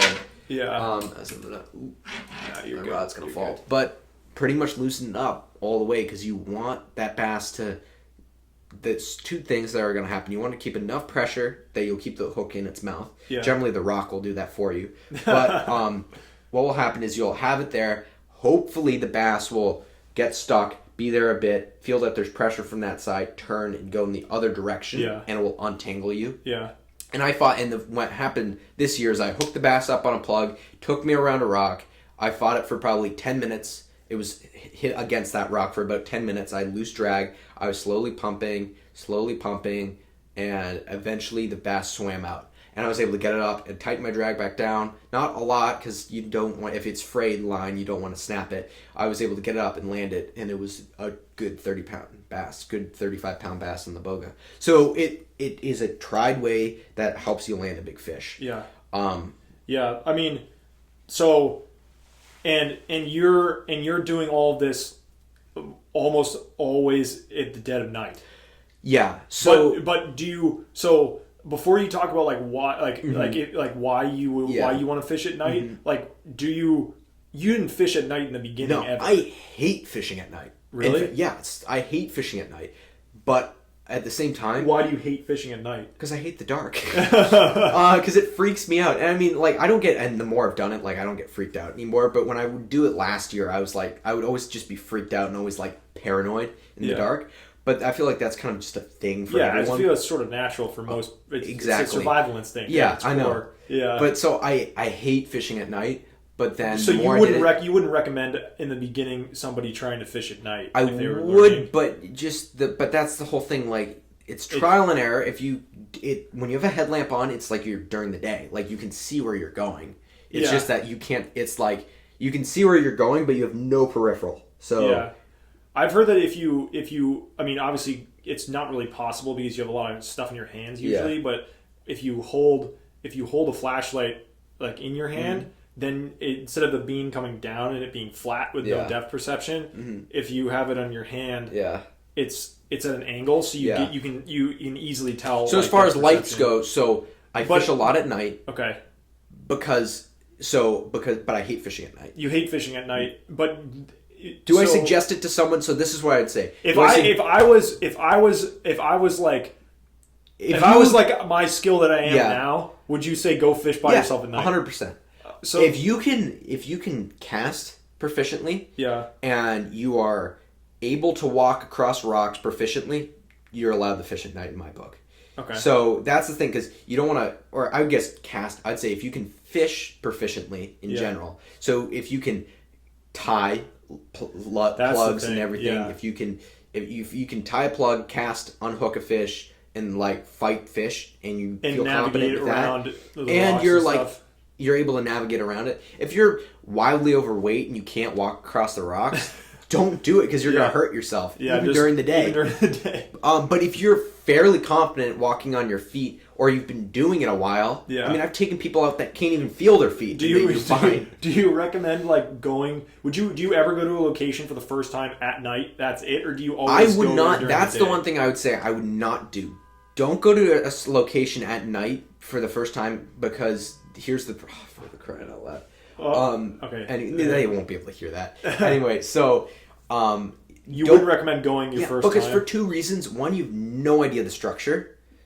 So during the day, you can see if there's current. At night, it's a lot harder to do that. Or like current and like water breaks and different structure. Okay, it's just easier to see stuff. It's easier to plan. And I would always, even in the winter, if you're going to go fish a spot, at least hike through it and look at it. Even in the winter, that's what you should do in the winter. if you know of a spot, unless it's like crazy going across rocks, but if you can quickly go swing by a spot or go look at something on Google Earth in the winter, this is literally what I do every winter. Is I look at Google Earth for hours upon hours upon hours. Google Earth. Literally. And I go along and I look and I find 15, 20 spots. And then I go to those 15, 20 spots in the winter. And I'm like at both sides of the tides. And I look and I say, okay, this is good current here. This is good current there. I found like... Do you write it down? Or is it just I write it down. Okay. And because you can also pin it on Google Earth. And you can put it little like caption. Okay. So I'll do that on Google Earth. And then, so hopefully nobody steals my phone. I was about to say, people are going to be looking for your laptop now. Yeah, I know. Even though, yeah, exactly. So, that's what I'll do is, I'll go look at, I'll even bring a rod and I'll cast out plugs and I'll see if they'll swing. And you're not going to catch anything. Exactly. Yeah. But you do that just to make sure, okay, there's current here, so it's going this way, or it's going that way, or slack here, everything like that. So I'm looking at all of that, and then... Yeah, if you've never fished there before, and you can just go look at the water and say, okay, this is good. Go there at night. It's fine to go there at night because you know where to go. Yeah. You get there, you fish it, and then hopefully you do well. But so now the question: why at night? Why at night? Because for some stupid reason you catch absolutely giant fish at night, and that's not like the case all the time. But if you want to make your odds of catching a fish go way up, maximize your chances, fish at night, because if you have a 15%, I don't know, if you have just 25% chance to get a fish there during the day, you might have a 60% chance to get it at night. You're like basically twice as likely. Yeah, exactly. And the reason I'm saying is for many, I mean, there's all sorts of different like theories, like if I'm a giant fish and I have to sneak up on a little bait fish, it's a lot easier for the little bait fish to see me from farther away during the day when I can sneak up closer to it at night. Yeah. Maybe. But there's a lot of different things like that. Other ones are they feel safer at night going into shallower water. The bass or the bait? The bass. Okay. And I guess the bait do get pushed up closer to shore at night, but that's the whole thing. It's like a lot of the fish that I was catching this year were feeding on massive bunker schools 200 yards off the beach, and I was getting those, and those bass at night would come into the shore and feed in the boulders at night, and those are the fish that I was getting. And a bunker is like... An Atlantic menhaden, a bunker can be tiny, but they're pretty much that big, and they look exactly like this color. They're maybe a little bit wider. And for people who aren't watching the video... they're not watching the video... They like can a silvery color. They're a silvery. They're like a large white baitfish. Yeah, that's what I would say they are. They're a large white baitfish, but otherwise but they can be pretty much 12. They can be almost a foot long. I mean, they can be big, but they can also just be tiny. They can be tiny. They can be half an inch long. I mean, that's peanut bunker, but the adult bunker is the best food, the best bait to catch a giant fish with. Hands down, better than mackerel. I mean, you think it's better than mackerel? Because I feel like a lot of people know mackerel. You know what I mean? But that's the thing. It's like I see a lot of people that live line mackerel from their boats because there's so many mackerel where I fish. Yeah. But rarely do I see them feeding on like the bass feeding on the mackerel, even though they're there. Like I've had times. Why is that? Why do you think that mackerel is so much more popular than? As like a bait fish? Because even when that's true. Because you go to a tackle store to go buy bait, and it's like mackerel is like the frozen bait. But because I think it's a lot easier to catch because they'll actually eat like a sabiki rig. So you think that it might be just that it's easier to catch them, so that's why people fish them more? Yes, that's probably my. The only way that you can catch is to snag them. Is to catch a bunker. Yeah, is to snag them because you can't. Any other because they're filter feeders. Oh, so they feed on like plankton, and that's they. So you're not gonna throw a plankton out there on a hook. Exactly. Yeah. So so you have to just like rip a hook through a school. Through a school, and you'll snag them in the back or in the mouth or whatever. Whereas the mackerel, you can drop down. I've caught mackerel on SP minnows, Daiwa SP minnows. Really? And then there's obviously like mackerel, and it was the same size of it. It was like I caught a tinker mackerel on an SP minnow. What's a tinker mackerel? A small mackerel. A tinker mackerel is like, I don't know. It can be pretty small, but they're like 5 inches maybe. Yeah. So, of course, smaller, I guess. But I caught a 5-inch mackerel on a 5-inch SP minnow yesterday. Huh. And it wasn't like I snagged it. It ate the tail treble hook, which was like, I've never done that before. And I've caught them on soft plastics and like spoons and stuff. But, and I've had them hit topwater too. I think the mackerel here are just insane though. As I've never heard anywhere else anybody say, I've had a mackerel hit a pencil popper except for here. Because I've literally had a mackerel hit a pencil popper. That's funny. I never really thought about that because, like... They're predatory. No. I'm saying the concept of mackerel being the bait just because it's easier to catch and they're not necessarily, like, the better bait. But that's just, like, a guess of mine. Like, for most people on a boat... In your observation... Jig up mackerel and get them. But my observation is whenever I throw a mackerel-colored plug... at night or anything, it wouldn't do as well as a bunker. As a bunker? And even during the day? Even during the day. I would prefer to throw bunker yellow or like bunker colored plugs versus mackerel colored plugs. Now, confidence thing, probably. Yeah. But the other thing that I think it is more importantly is the bass in my area, which have both bait fish, prefer the bunker over the mackerel. My personal opinion. Yeah. Now, do I know for a fact that people catch 40-pound bass on live mackerel? Yes. Yeah. Canal is a great example. The Cape Cod Canal, I've seen it firsthand. Yeah. Blitzing mackerel, giant bass blitzing on mackerel. Yeah. But do I think it's easier to catch a big fish on a bunker? That's your observation.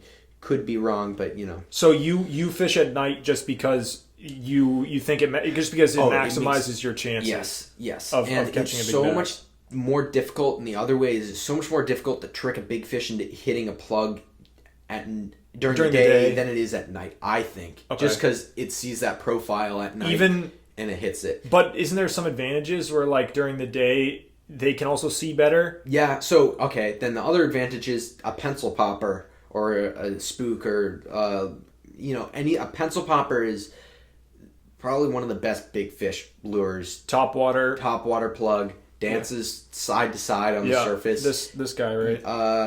No. Yes. That guy. That is the Pumbaa. This is not Pumbaa pencil, but that is the Pumbaa Big Eye. That's a great pencil popper, especially this time of year when the bass are feeding on peanut bunker and stuff like that. But you only would fish it during the day? Yes. I would not fish, and here's the super controversial thing. I wouldn't fish a pencil popper at night. I've had people that... You got people riled up. I've got people riled up about it. I had a guy once at a fishing show that said he caught a 55-pound bass on a pencil popper at night. And I'm like, okay, all the power to you if you can catch a 50-pound bass on a pencil popper, but that was probably not the best plug to use in that scenario. Like, if you can get them on a pencil popper, you can get them better on something else. Okay. I'd rather throw a needlefish or a darter or something that's better than that. And at night, because it's like... Yeah, for a lot of the 90% of the time, if I'm fishing during the day, I'm fishing topwater. Okay, and is it just because it's more fun? Yes, but it also catches bigger fish. You think, or is that just because you fish it more often? I think that is just a fact because, I think it annoys big fish into hitting it. Actually though, because a lot of the times the bass will not hit anything else. Because they're not really feeding during the day. Huh. And you throw a pencil popper out there and it thrashes all over the surface, throwing water up. The bass just hits it because it's reaction-based, opportunistic feeding fish that you could have mackerel swimming by the head of this bass and that are injured during the day and it would not hit it. But if there's a pencil popper thrashing around on the surface, they'll smack that.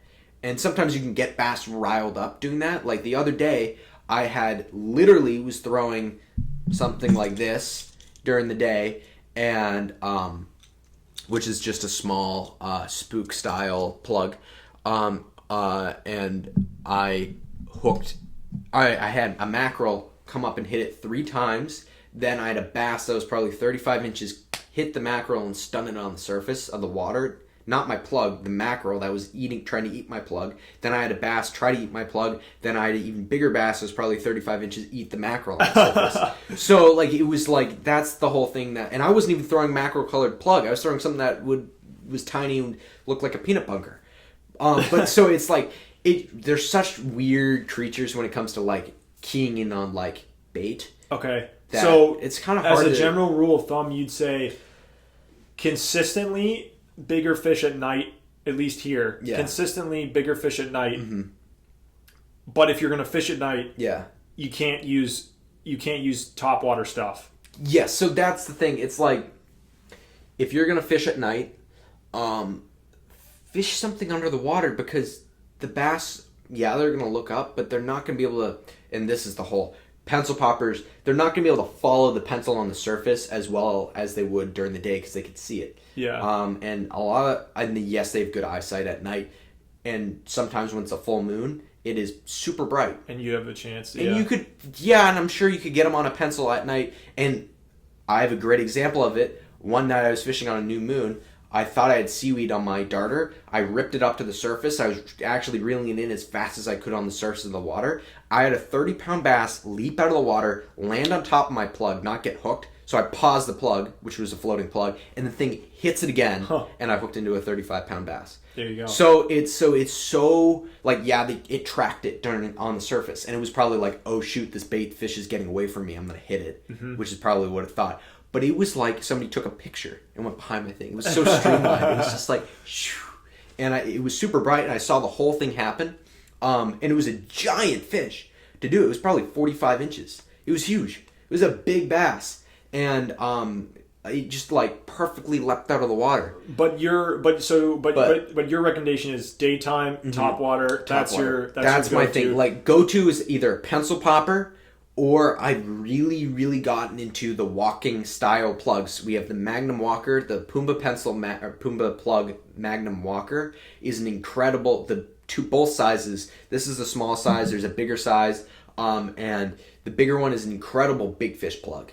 I mean, I've had so many bass all in the 40-pound hit that during the day. Like, that's a great plug to throw to get big fish.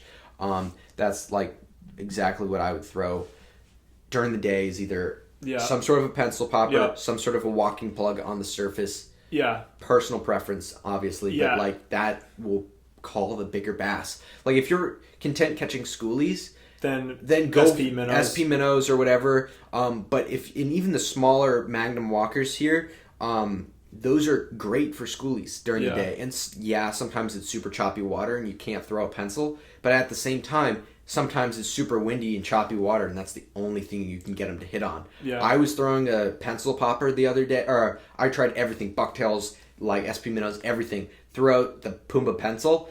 The only thing that was catching bass that day, and I tried other colors of the Pumbaa pencils. They wanted the blue Mac Pumbaa pencil. That was the only plug they would hit, and I caught probably 15 bass on only that, and they're all like 25 inches and a couple 30 inches. But like it was like they're all like decent sized bass this fall on the Pumbaa pencil during one of the nor'easters. And then nighttime. And then nighttime you're doing. What? So any sort of swimming plug, the Pumbaa plugs has a great shad stick. The fatty slab is a great one. I love these in bunker. Are all great night fishing plugs. They have a wobbler. The wobbler is great. That's the wobbler in Mac I did really well on, actually. Green Mac wobbler I did super well on this year. Why don't we talk about so before we get into like what Pumbaa plugs actually is and why you keep talking about Pumbaa plugs, like so swimming stuff and then you eel and as then well. I eel. So if you want to catch a giant fish, you got to eel. And I'm saying you fish in a spot and you only catch like bass that are like 30 inches there, throw on an eel, you'll catch a bass that's 25, just live pounds. Eels. Live eels, or you can rig an eel. And so that's a more involved process. That's more involved, and you can do it so many ways. You can do it with zip ties. Yeah. I mean, I can't tell you the amount of hours I've spent before I fall asleep in my bed thinking about different ways to rig an eel. I mean, it's truly shocking how many different ways I thought about rigging eels. So it shouldn't be like different ways to skin a cat? Exactly, like different ways to rig an eel. There's so many different ways you can rig an eel, and I have so many different ideas of how to rig eels that I couldn't even I could do a whole 2 hours on how to rig eels. Okay, maybe we will. Maybe we will one time. But I want to get into also what gear you need for light at night. So so I've done a lot of trial and error. Can you grab me? I have that light right there, and I have that headlamp right there. So I have two. Make sure you describe stuff just headlamps. For people who are listening. So for people that are listening, I have the Pelican 5. And you're not sponsored by any of these guys or paid to say anything. Yeah, exactly. So I have just a Pelican waterproof 5010 light, waterproof Pelican light. And what I did is maybe we can put some. It's really hard to describe. Well, it's not that hard to describe. Maybe we can put some links in the description. If you're watching it on YouTube or listening to it on YouTube, or if you're listening to it somewhere else, then you can go to YouTube and we'll put some links below for the equipment. So what I did is I took this Pelican light, which is I don't know how I forget how expensive this was, and then I got actually like a clip, like a fishing clip, and I clipped it into it, and then took some like 80-pound braided line and ran it through the inside of surgical tubing. In a loop, so I can put it around my neck. This is probably not the smartest idea if I get like fall off a cliff and get hooked on, and then I'll like get a guillotine. He'll get hung, but at least you won't lose the thing. Exactly. So I have it like this. It's great. I can put it in my mouth when I'm like working things. But the reason I'm using this light is because it's waterproof and it's super, super bright. Like I'm shining it at the camera. This is an incredibly bright light, and it's very useful when you need to really light up the area. So you hook a big fish and you're trying to land it, and it's super dark out, it's a new moon, it's foggy, and you are having a hard time figuring everything out. You turn this thing on, it illuminates the whole area. So the other light that I've started to use, and it's a waterproof headlamp. This is the UK underwater headlamp. The reason I'm using this is because it's waterproof. This is because I keep killing my headlamps because I'm fishing most of the time I'm having to almost swim out to a rock, and I'm fishing off of that. And when you're doing that at night and you're getting hit by waves, it's going to get wet. Everything's going to get wet that you have on you. So you want gear that you can depend on. And I would say never go out fishing at night without at least 2 sources of light. At least. Smart. So you also have the light on your phone if you really were. And that's the other thing. So I have 3. In my opinion, I have 3 sources of light that I bring with me at all times. I have my phone light. I have is your reserve. My God forbid light, I guess you could call it. But so you have that light. You have the Pelican. I have my Pelican light. I call it a pen light because it's like a smaller flashlight. It's pretty big actually, but that's fine. And then I have a headlamp. And so if one dies, I have the other. If they both die, I have another one. So that's what I hope that I do. But the other thing is, you get more proficient at fishing at night. I walk out to the rocks now without a headlamp on. Granted, if it is foggy out, if it's foggy out in a new moon, you have to use a light. I mean, it's so dark. What's your opinion about scaring fish with lights? I think it's somewhat BS because I've filmed with a huge amount of light pointing into the water. Gus is literally daytime. His sun. His portable sun. Yeah. So exactly. So I fished with giant lights in the water. Yeah. And I've still caught 15, 20-pound bass. I haven't caught a 40-pound bass with light in the water. I try to keep all my lights off because I've heard it's bad and it kills the bite and whatever.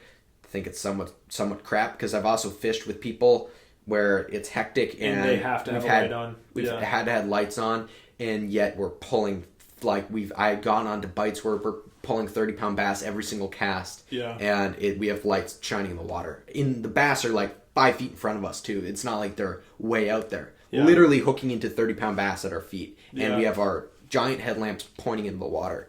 So it's one of those things that's a controversial thing, but it's very, very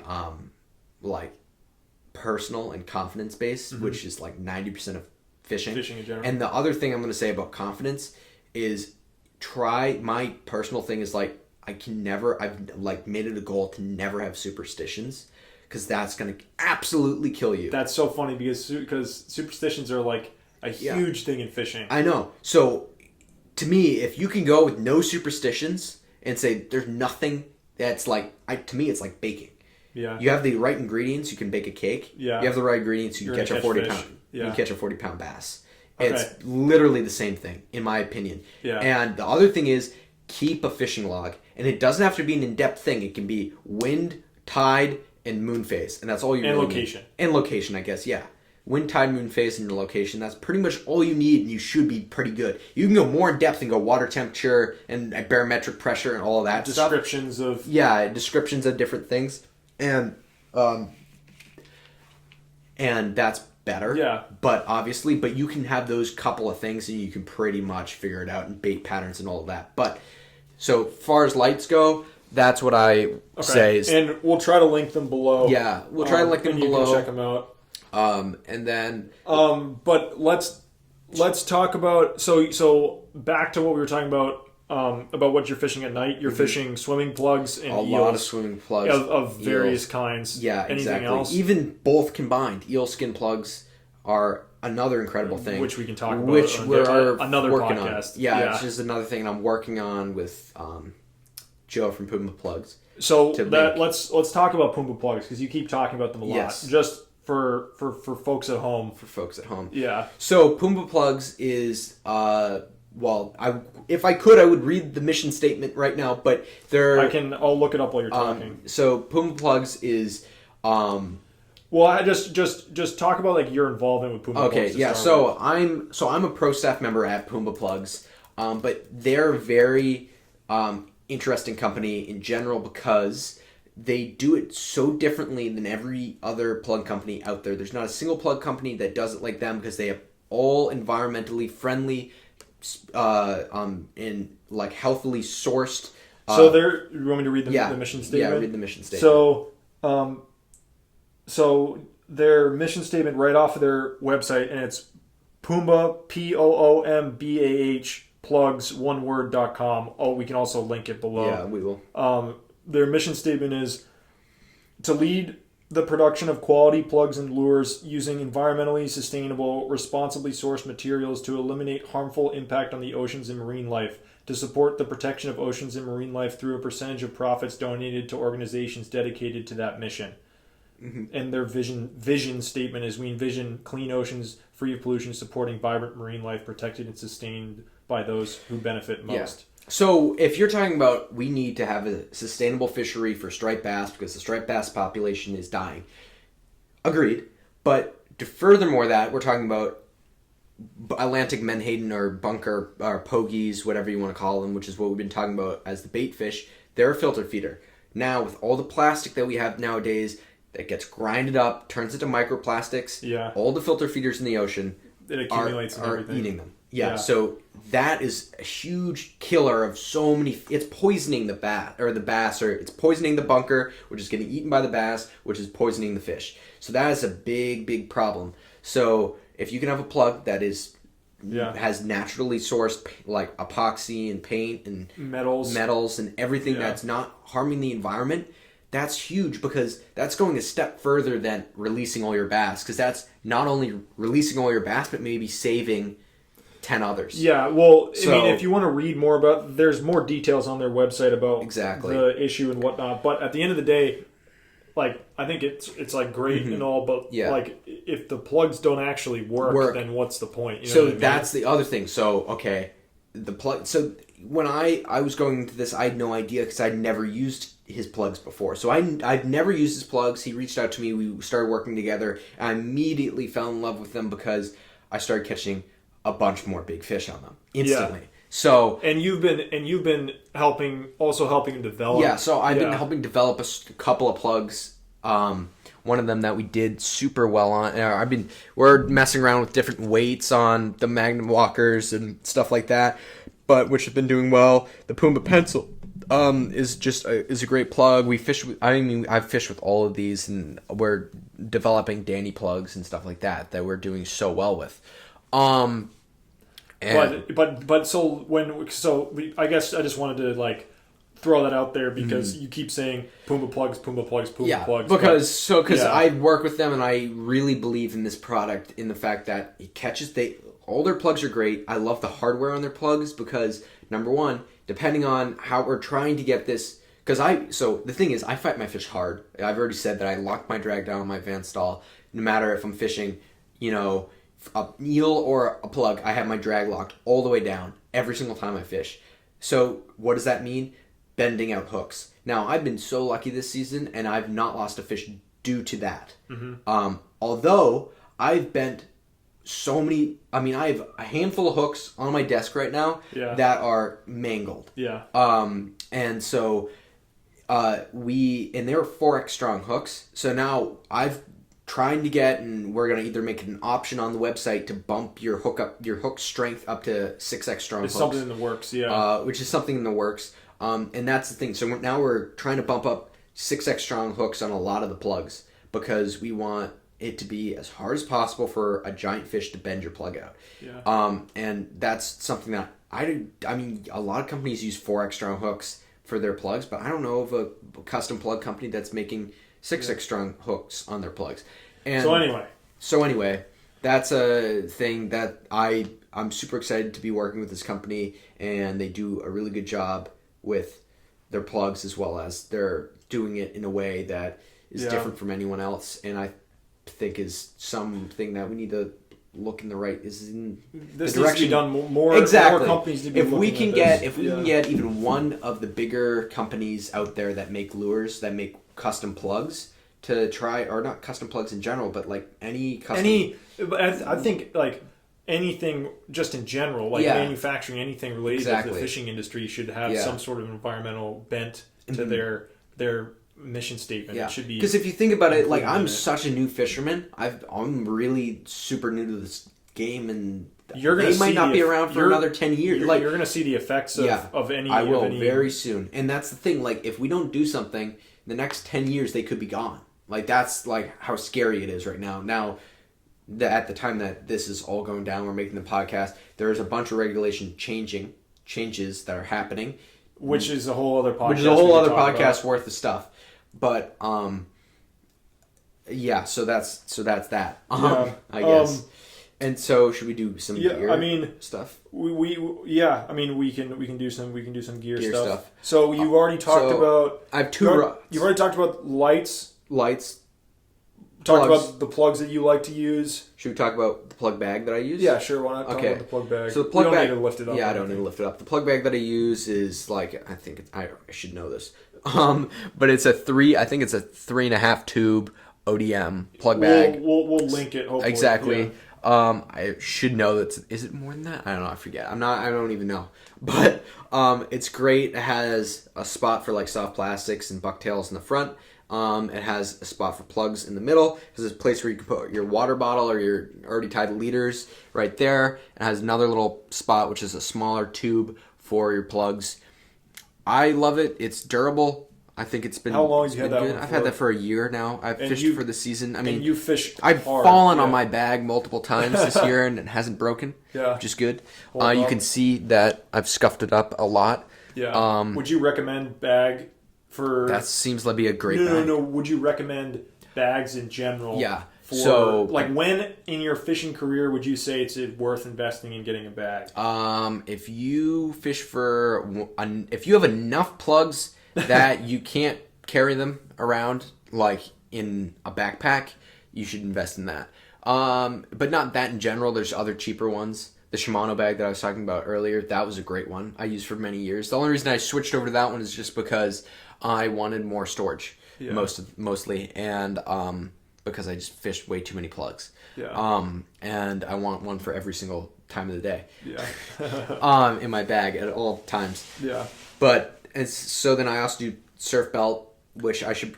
I've used the surf belt. It's so it's a game handy. changer. So I used to fish with like in my travels of fishing. I used to fish with a fly fishing vest. Yeah, I remember those days, which were great. I mean, because that's what we had. Because that's what we had at that time. Yeah, we just used them, and you could put everything in there, and it was good for a while. But they literally started to deteriorate. They would like fall apart. They're not built for saltwater surf. No, they're not.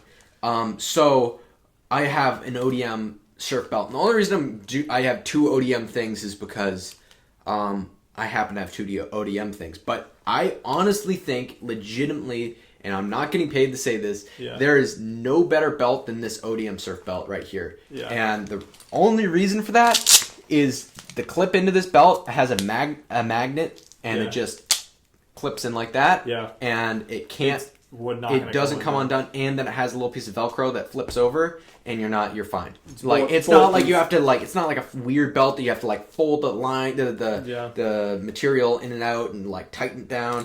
And it's super easy to tighten down everything and get fit to your size, unless you're super skinny, like you. Me. Yeah. I think they make a smaller version of it. I don't know. It could be completely wrong. So I have a Boga 60. I'm on a D ring. That's hanging off my belt. So I use a Boga 60 because for two things. Number one, it's for unhooking schoolie bass or any bass in general, because when a bass is flailing around with treble hooks, it's easy to get one in your hand. And as soon as you grab onto it, and this is something I would say, if you want to get into surf casting, there's two things that I'm going to show you that you need. You need some sort of lip. Yeah, from the beginning. You need some sort of lip grip that you need. You need that. You don't necessarily need pliers, but pliers are very useful. But you need a fish lip gripping device. Everyone's got pliers, though. Exactly, but pliers are pliers. The good thing about the Boga 60 is obviously it is a scale. So when you put the fish on the thing, you can lift it up, and it goes all the way up to 60 pounds. Yeah. So the only problem is when we get a 70-pound bass, what are we going to do? Well, we figured out. Oh, we figured out because we also have a Boga 30, so we can... If you lip a fish with a Boga 60 and a Boga 30, and then you hold them up, and you look at the weights on each of them, and then add them together, it'll be the weight of the fish. Yeah. And we tested this out on dumbbells at the house. And I felt so And it totally works because we were wondering if it would actually work. And this is something that I was just laughing about because the odds of one of us getting a 90-pound bass or whatever. Yeah, or no, a bass that's over 60 pounds. Yeah. That's giant. But it basically just gives you the capability of doing it if you had two grips. But there's no way you're going to catch a bass over 60 pounds. Yeah, so then the other thing that's really important is make sure everything that is attached to your bag, your belt, your belt, is attached with a lanyard or a clip or something that can go in and out. So if you drop it, which happens in the pitch black, you drop your stuff and it goes into the water and it's gone forever. Yeah. Unless you have one of these, in which case it will be attached and you won't lose it. Yeah. So that's great. So Boga grips are any sort of lip gripping device is a must-have. And then so the other thing that's on it, I've just a pair of pliers. Some mustard in you. I don't even know the company. But I have a pair of pliers. I think I probably bought them off of Amazon. Probably need to oil them. Even though I fished these really hard all season. They have a pretty good line cutter here. I was thinking about getting the Van Staal pliers, but I don't know. Maybe later. And then I have a little leader wallet, which what I keep in my leader wallet is my scissors. Do you need scissors? Is that something? Scissors are something that's very important if you tie leaders out in the water. And then I have my mangled fishing license in my pocket in there too. It's so bent up. But yeah, I have my fishing license in my leader wallet too. Just even though I've never seen a game warden ever. Which is a whole other story. Which is a whole another podcast. And then I like carrying around a knife. Which is rusted in. So I have a buck knife company. We should probably fix that stuff, but it's a little rusted. It's actually not bad, super sharp. But I carry a knife on me for a lot of different reasons. If you ever harvest a fish, it's good to have a knife on you to bleed out the bass. If you want to keep a bass, which I'm not gonna some people fly off the handlebars if you keep a fish. If you're keeping a bass, my rule of thumb is I try to keep, unless it gets gut hooked or it dies like yours did. We wouldn't have kept your bass. We were trying to release it, but I try to release every single fish that I catch.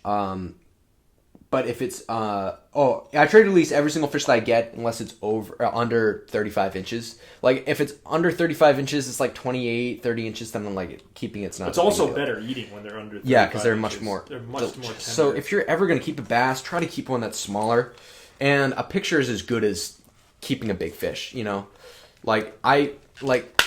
I released my biggest fish ever. I mean, and I got a picture of it and released perfectly fine. So it's not like you need to keep them every single time. So this is super important. That's what's on my fishing belt. I have a knife, pliers, boga. That's it, and scissors, I guess. Pretty simple. And that's pretty much it. You can just leave it there. We'll stay.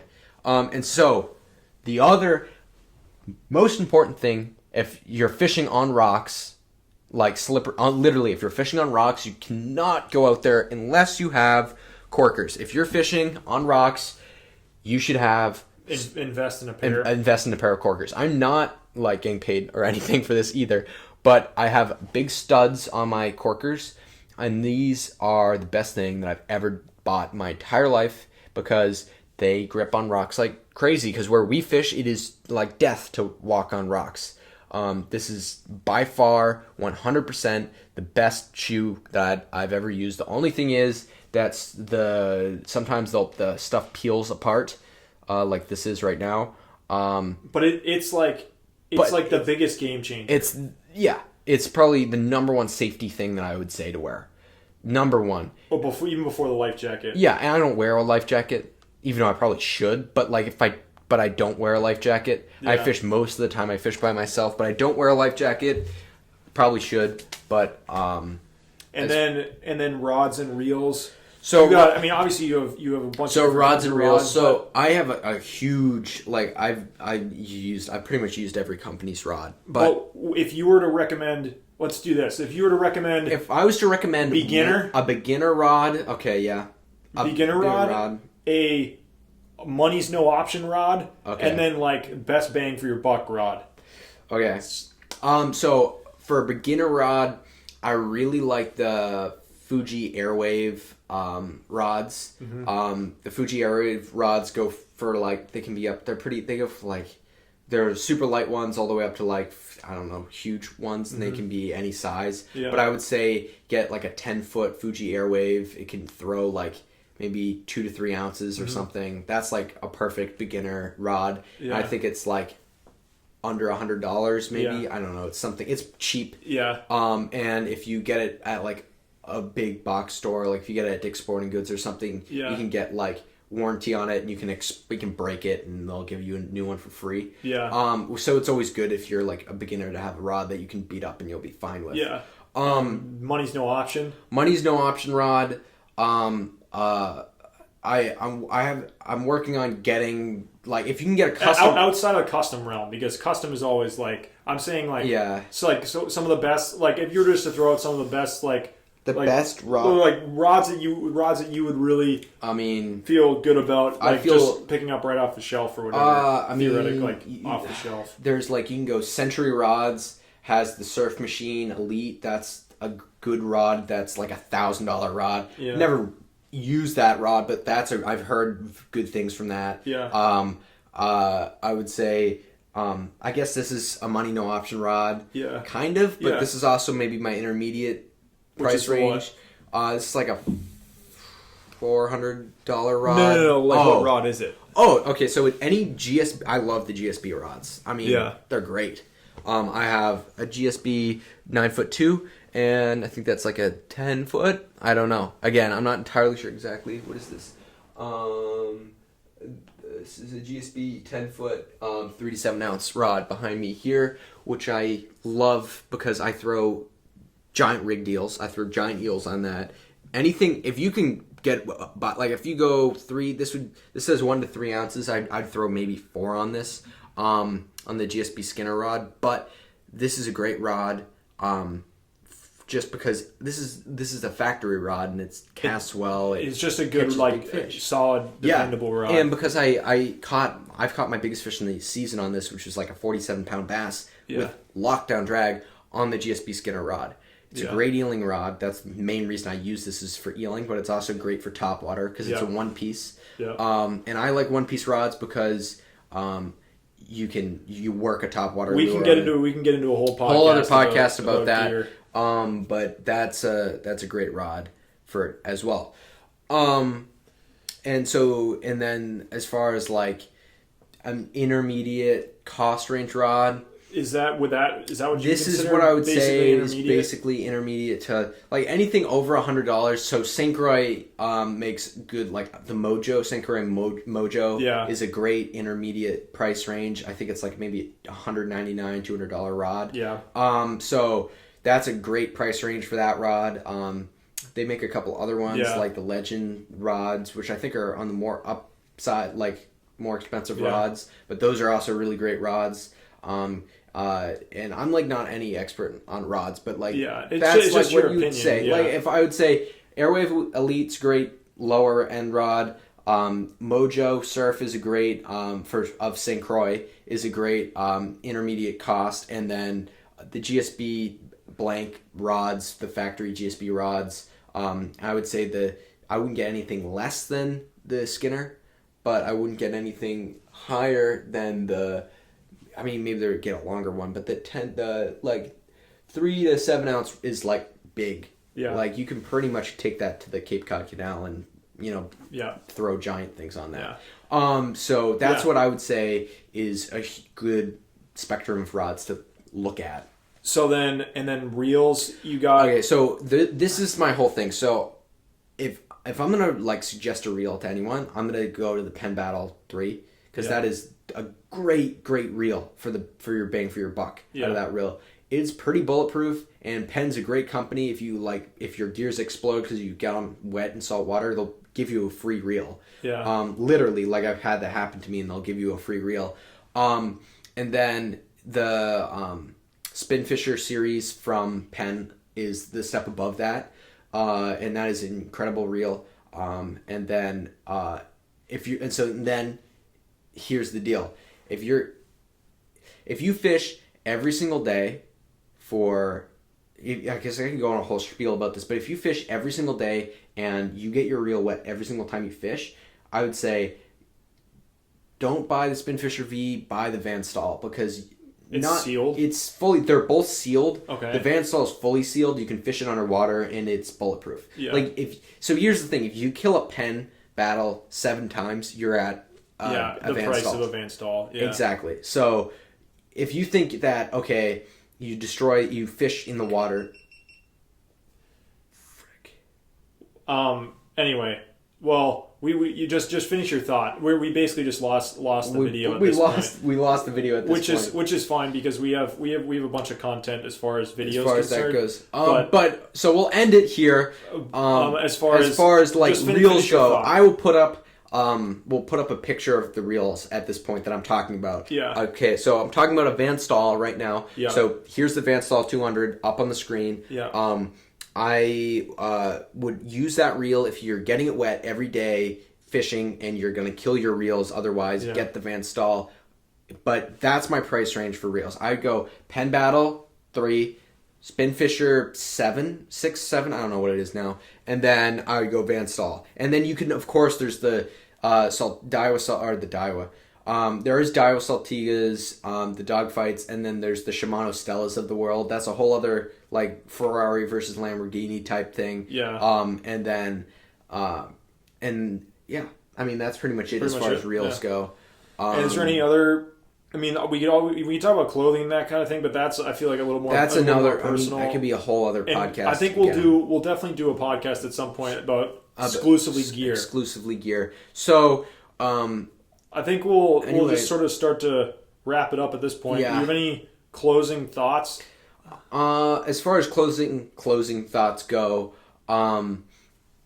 we are going to try to do this podcast. Yeah, we're going to try to do this podcast as regularly as we can. Our hope is that we can post one every weekend. Yeah, hopefully we can do it. I'm hoping once that we maybe can get this out on Sunday. It might not be this Sunday. Yeah, I mean, whenever this comes out, we're going to try to keep it more regular. And I think the format of it, I mean, we're just starting, so I think the format of it is going to vary. We're going to try to get video out of everything that we can, although clearly we've had some technical difficulties with that. This will not happen again because what's going to happen is we are going to have a thing that plugs into the camera and it keeps it 100% battery power the entire time. So, anyway... But we're going to try to get video up of the podcast as well. There will be audio wherever we can put it. Yes. I don't know how that works, but we'll try to figure it out. And then, and the format will be different every week. Like some weeks it might just be long. It might just be long, rambling conversation, kind of like we had today, as sort of an introductory shtick. Mm-hmm. Maybe you'll post like some shorter clips of like the longer podcast for people who don't want to listen to the whole thing. Yep. And I will try to get some. Maybe later we'll get some guests on or whatnot, which I think is possible. Yeah, I mean, I know some people that are interesting and fish a lot more than me, and I fish longer and are better at fishing than I am. But and then the other thing is if anybody out there has any suggestions, leave comments. We will. So I would love to rate the podcasts exactly. on Apple Podcasts or Spotify or wherever you end up listening to it. And if you got any suggestions, just you could DM Striped Bass Hunt. DM me, and literally like I will answer every single DM I get. Any DM you DM me, I answer everybody's questions. I've had a lot of questions about eeling and stuff, so I'm in the works of making a video for that. I'm also like, if you have any like ideas of things you want to see me do, as far as fishing wise, or you've like seen me be productive with, and you want to see how I do it, DM that. You want any topics for us to go over, DM us that. We'll try to go over comments at the end of the podcast. At the end of the podcast, we can go over questions and comments. Exactly. Depending on how many we get. But probably none. Sometimes it might be us two. Sometimes it might be you. Sometimes it might be you and somebody else. Yes. Who knows? Yes. That should be, and then I don't know what will happen to this podcast during the actual fishing season, even though it is the end of the season, but when it's the actual fishing season, for me to sit down for an hour or two and do this is going to be torture. But we'll see. Yeah, we'll see. We'll see how it goes. All right. Anyway, thanks for listening and thanks watching for tuning in. All right. Yeah. Have fun out there. Yeah, catch giant fish.